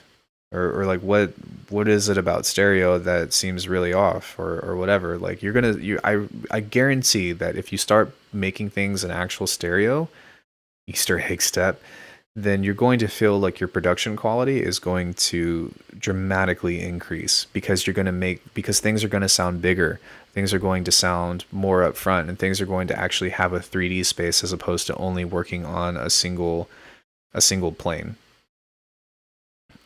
We hear naturally in stereo, right? We don't hear in mono. So, you know, I kind of like stuff in mono though, nice scratchy bass, perfectly centered in my head. It's actually, like, I get that, but it's actually unrealistic because, like I said before, we don't hear in mono. We don't hear things as one. We hear things in a 3D space. So the more comfort that you can build with that, the bigger your sounds can be, potentially.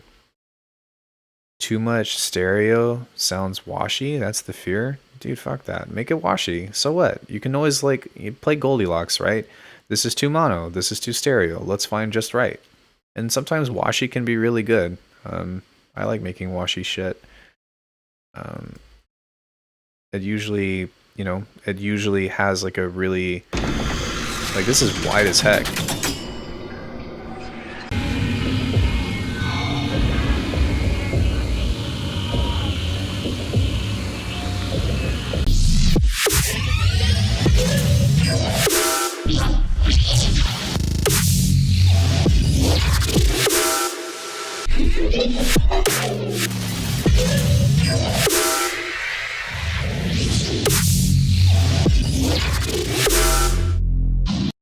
Something like that, I think would, introducing those kind of stereo things, I think would sound great in this tune.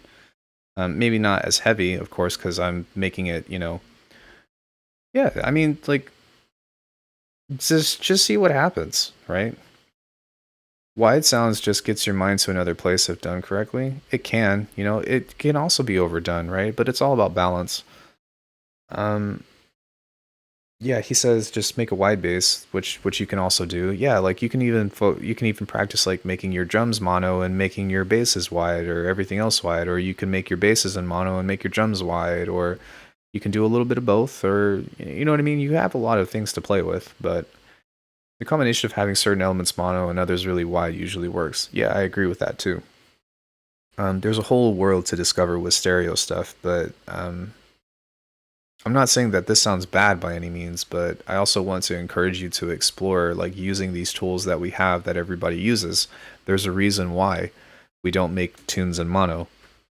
And the whole mono compatibility thing is like fucking bullshit these days. Like, yeah, I get it.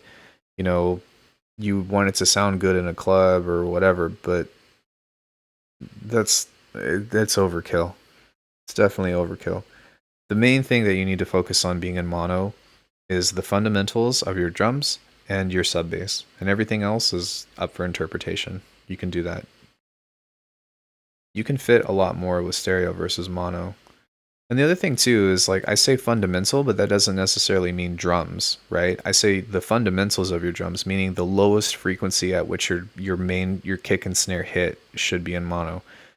But if there's any top end to that, then they can be wide as hell. It's just those particular frequency ranges. And I think that it's more about frequency range as opposed to actual, like, how do I say, frequency range as opposed to instrumentation and context, right? But that's just a guideline that you can try to follow within that. But yeah, man, like I said, as far as your arrangement goes, you're a lot closer than you think. Just copy pasta and you're good to go. Yo, Olive Man 13, thank you so much for following. I appreciate it. So yeah, that's pretty much it for the queue today. Do I have any closing questions or anything? Or any other small things that I can maybe troubleshoot before I hop off? A good way to make something sound big in mono is using reverb. Yeah, you can use mono reverb, I guess. I would say that your tune is pretty dry as well. Exactly. That's a good meme. I'm gonna write that down. That might be a good that might be a good emote to make in the future. Speaking of, if you guys want to support the channel, then you guys can either consider becoming a member, or you can consider making a purchase off alckemy.com, or just kind of hang out and make sure that you like my stuff. Alex standing. Oh god. Not that that's required by any means, but this is what I've been trying to do for a living, so any support that you guys can throw towards my way helps a lot. Because I like doing this stuff, and I hope that you guys find my advice helpful. If you don't find my advice helpful, then don't even, totally ignore what I just said, and I will try not to waste your time. But yeah, blasphemy. That's an interesting one. Where and how did I learn how to mix?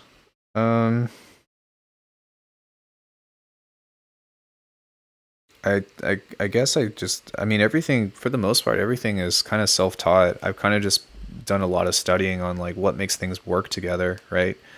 And kind of what, I don't know. I wouldn't even say that my mixes are good, to be honest. So that's kind of a funny question. I understand the mechanics of mixing, which is just a lot of studying. I think a lot of it is actually through sound design, to be honest, of being like, okay, well, if I want this to sound bigger, or if I want this to, you know, hit harder, then how do I do that? Because these days I pretty much just do everything out of distortion, which is fine. But part of it is studying. Part of it is I've had some mixing tips from some bigger up people. Like I've done privates with Copycat, Frequent, Hudson Lee in the past, although their mixing advice wasn't like overtly like, okay, here's how you make a banger or something. It was just like, here's some stuff to be mindful of. And then just watching videos on like proper side chaining, watching videos on like studying like what frequency range certain instruments partake in is actually a huge part to it, right? And then I got this little tip a long time ago, and if you look at my first EP, you'll notice it. But one tip that I got was trying to ProQ, dude, pull it up. One tip that I got a long time ago was like trying to make everything relatively flat between the frequency spectrum. And you'll notice that my first mix is actually trying to follow suit with that. But now these days, my mixes usually kind of look like this. That needs to be really, really wide. So this is really dramatic, but there's usually a boost on the low end, and then everything kind of shelves off towards this. Do I master myself? I do. I don't care to have somebody else master my mix. I can't pay for it. Hell, I can barely even afford to like pay for the internet bill, much less pay for somebody to mix my shit. But you know, there's definitely a skill to mastering your own stuff, and these days with the tools that you have, it's a whole lot different, right? And I think that if you mix well, then the mastering becomes easy. It's not, I don't think that it's as intricate as a live recording, because you have a lot more control as opposed to only working with a sample. Like that's based off of like how much information is in those samples, right? Because sometimes like you have the room and you have like other instruments that are within the same recording because of the mic. So I don't feel like it's that hard to master in that sense. Been considering taking some private lessons with an actual mixing engineer. I can direct you to somebody that's probably relatively reasonable. His name is Funk Mod, and I don't know if you've heard of him or not, but he hangs around in the Whittlers channel a lot. But that's what he does, and I'm sure that he'd be happy to give you some mixing advice. I don't know if you've seen it or not, Frankie, but I do have like a mixing video.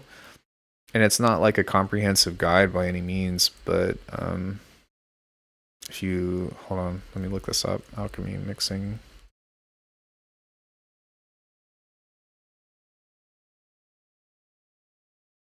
Yeah, I have this video that's only in 360p, unfortunately, but but the information is good. It's called Mixing Fundamentals with Alckemy, and you can look that up, and that will go through a lot of stuff. But honestly, dude, like I think that your mixes are really good already.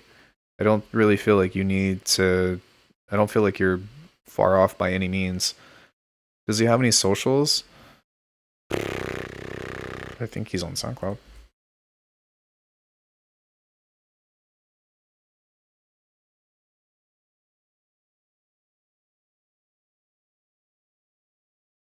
Yeah, so you can find him on SoundCloud. He's a really good dude though, really knowledgeable. I've sent some of my stuff to him and asked him about some things, but mixing is what he does. And he also plays shows and stuff, but if you have any inquiries, feel free to message me. Thank you for listening. Yeah, so he's got a Facebook, a Twitch, and all that stuff. Tell him I sent you. Give him a nice, warm hello. Really nice dude. Maybe talk to him about his stuff, and maybe like I don't know how you feel about his actual music, but I wouldn't like look at his music for mastering. I would actually look at like what his submissions were for that stuff and consider if that's something that's right for you, right? Because the way that you make music isn't always the same. Do I have recommendations for syllabus-based courses for music production? I was watching some videos of Bathymetrics, and I think she had mentioned a few. Honestly, I think that the best way to learn is to reach out to people that you admire for private lessons. That's what I did with Copycat, Frequent, and Hudson. But Bass Gorilla has some really good stuff too that I've learned quite a bit from. I'll give you guys a little sneak peek into, oh wait, I think it's app.bassgorilla.com. Hold on one second.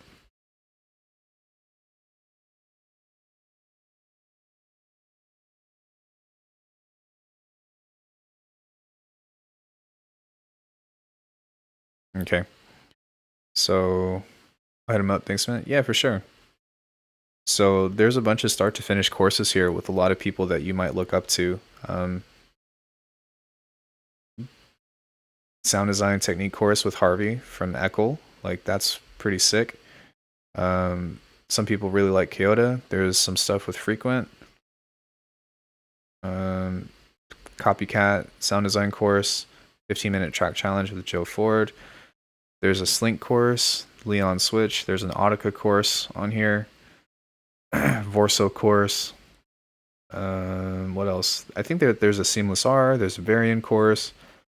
Mr. Bill stuff. So this is a great tool. This is an amazing tool, or like an amazing resource that has been quite a bit like super duper helpful and useful. So lots of good things that you can kind of throw yourself into to see if they work for you or not. But hey, nice that you know Bathymetrics. Yeah, I've watched some of her stuff on some of her stuff. I feel bad because I told her that some of her videos can just be overly long. But I wasn't trying to make a stab at her. I was just like, hey, that's a lot of information, or something that can be explained in a much more concise way. But she's super cool. So something I've been struggling with for a long time is how do I have vocals stay in touch with the mix? Like, it depends, dude.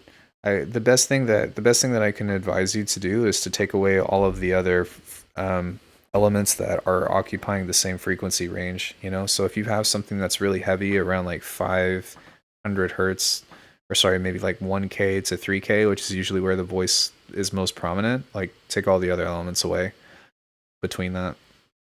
And then also, like, you might not want to sidechain a voice if you have like a really heavy tune, because you don't want to dip the voice of the song, unless if it's an effect, right? So if somebody is singing of just like, yeah, it's a paid membership, you know, like that, then that would make sense to sidechain that.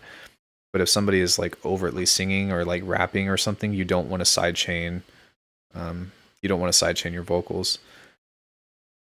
Doing good. We're wrapping up here pretty soon. We had a really good stream and a lot of really cool submissions. But actually, how do I make the vocals stick in the BPM? That was my question. I mean, like, I guess just like you'd have to do warping or audio warping.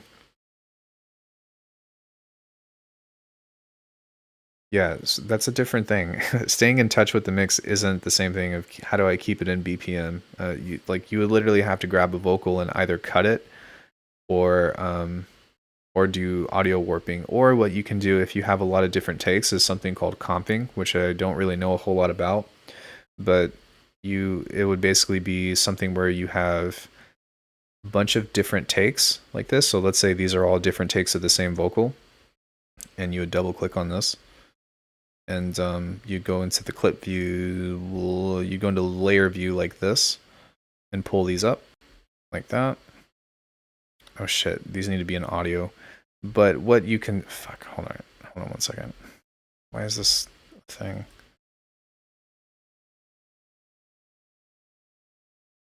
Right, so you've got this. Go to clip. And then when you duplicate all of these, like so, and you highlight them all,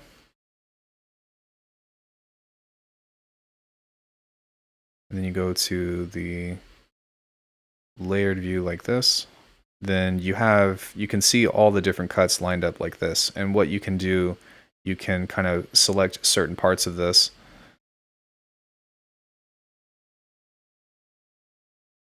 and do what's called comp editing.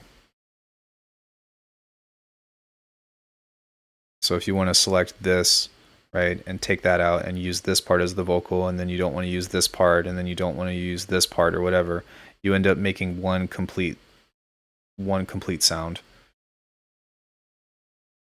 If you knew minimal sound design, say the basics, what resources would you use to get better? Where would you start, and what would the course progression be like?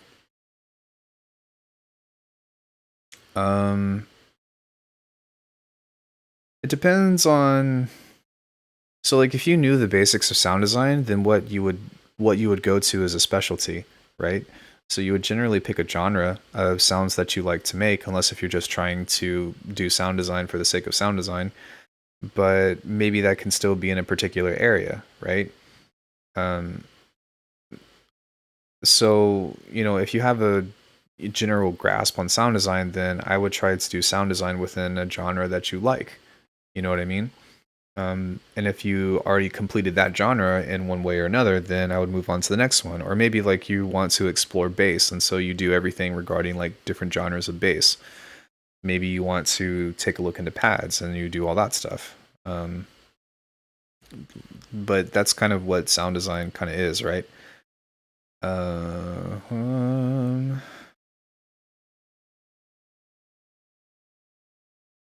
I guess the course progression would be really like the whole end goal, in my opinion, of sound design is making something that's usable in a track, right? So first you like make a bunch of crappy patches that you hate, or maybe you really like them off the bat. I always hated what I made for a really long time.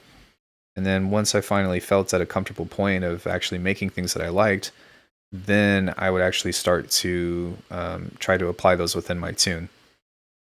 And that's kind of the hardest part, but it's also the most rewarding. And then like you will get a feel for something to where you think that you can try to emulate other people's sound designs and stuff, See Amethyst. So that was my hand, by the way. Frankie says, any thoughts on acoustically treating your room? So I exclusively work in headphones. I don't have monitor speakers. I would like monitor speakers at some point in my life. But yeah, what I would do is if you can insulate, like depending on how much access you have, but if you can insulate your house,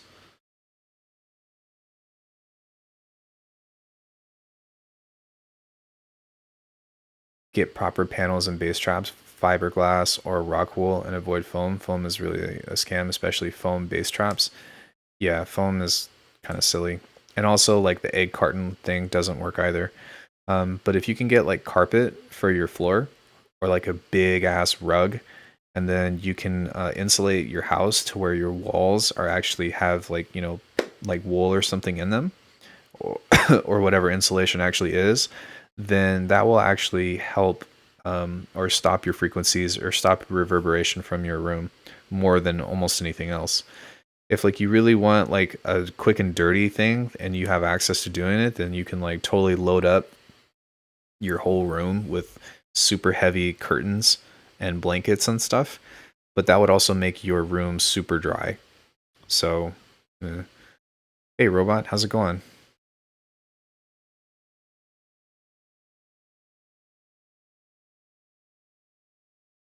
Yeah, that's like a common thing that people used to do a lot within like recording vocals is they would just get like some heavy fucking curtains and rugs and stuff and then like put them in a closet so that way there's no psychoacoustics happening within their closet and they wouldn't get any comb filtering. Been trying to invest in some proper bass traps from Acoustics. I used to build bass traps and whatnot. I think there are also foam types that burn really fast.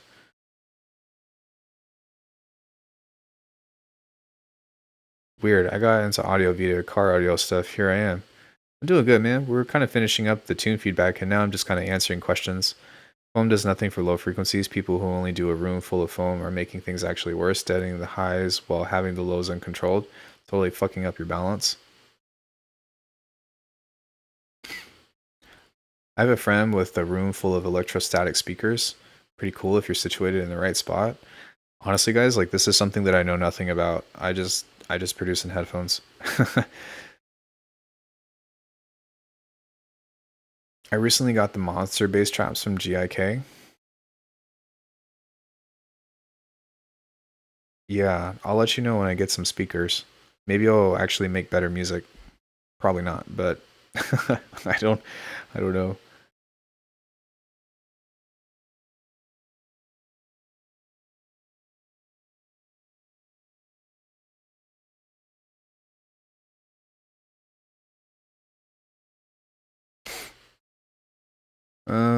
Okay, I think that's all the questions I want to say. Did I miss any? Did I miss any questions? I don't think so. How are they? So yeah, guys, thank you so much for joining me today. I hope that you all had fun and enjoyed listening to all the submissions and stuff and got some helpful feedback if you submitted stuff. But I think that's probably going to be it for me today. I'm going to brush my teeth, take a shower, grab something to eat in any particular order. But yeah, much love to you all, and consider supporting the channel. And I think I'm probably going to take off. If you guys still have stuff that you want to submit, you can post it in Tune Feedback, by the way. I will take a look at it later, but I'm going to take a break for now. I think that my back is tired of me sitting down in a chair, so I need to get up and like move around and shit. But much love to you all. I will see you tomorrow for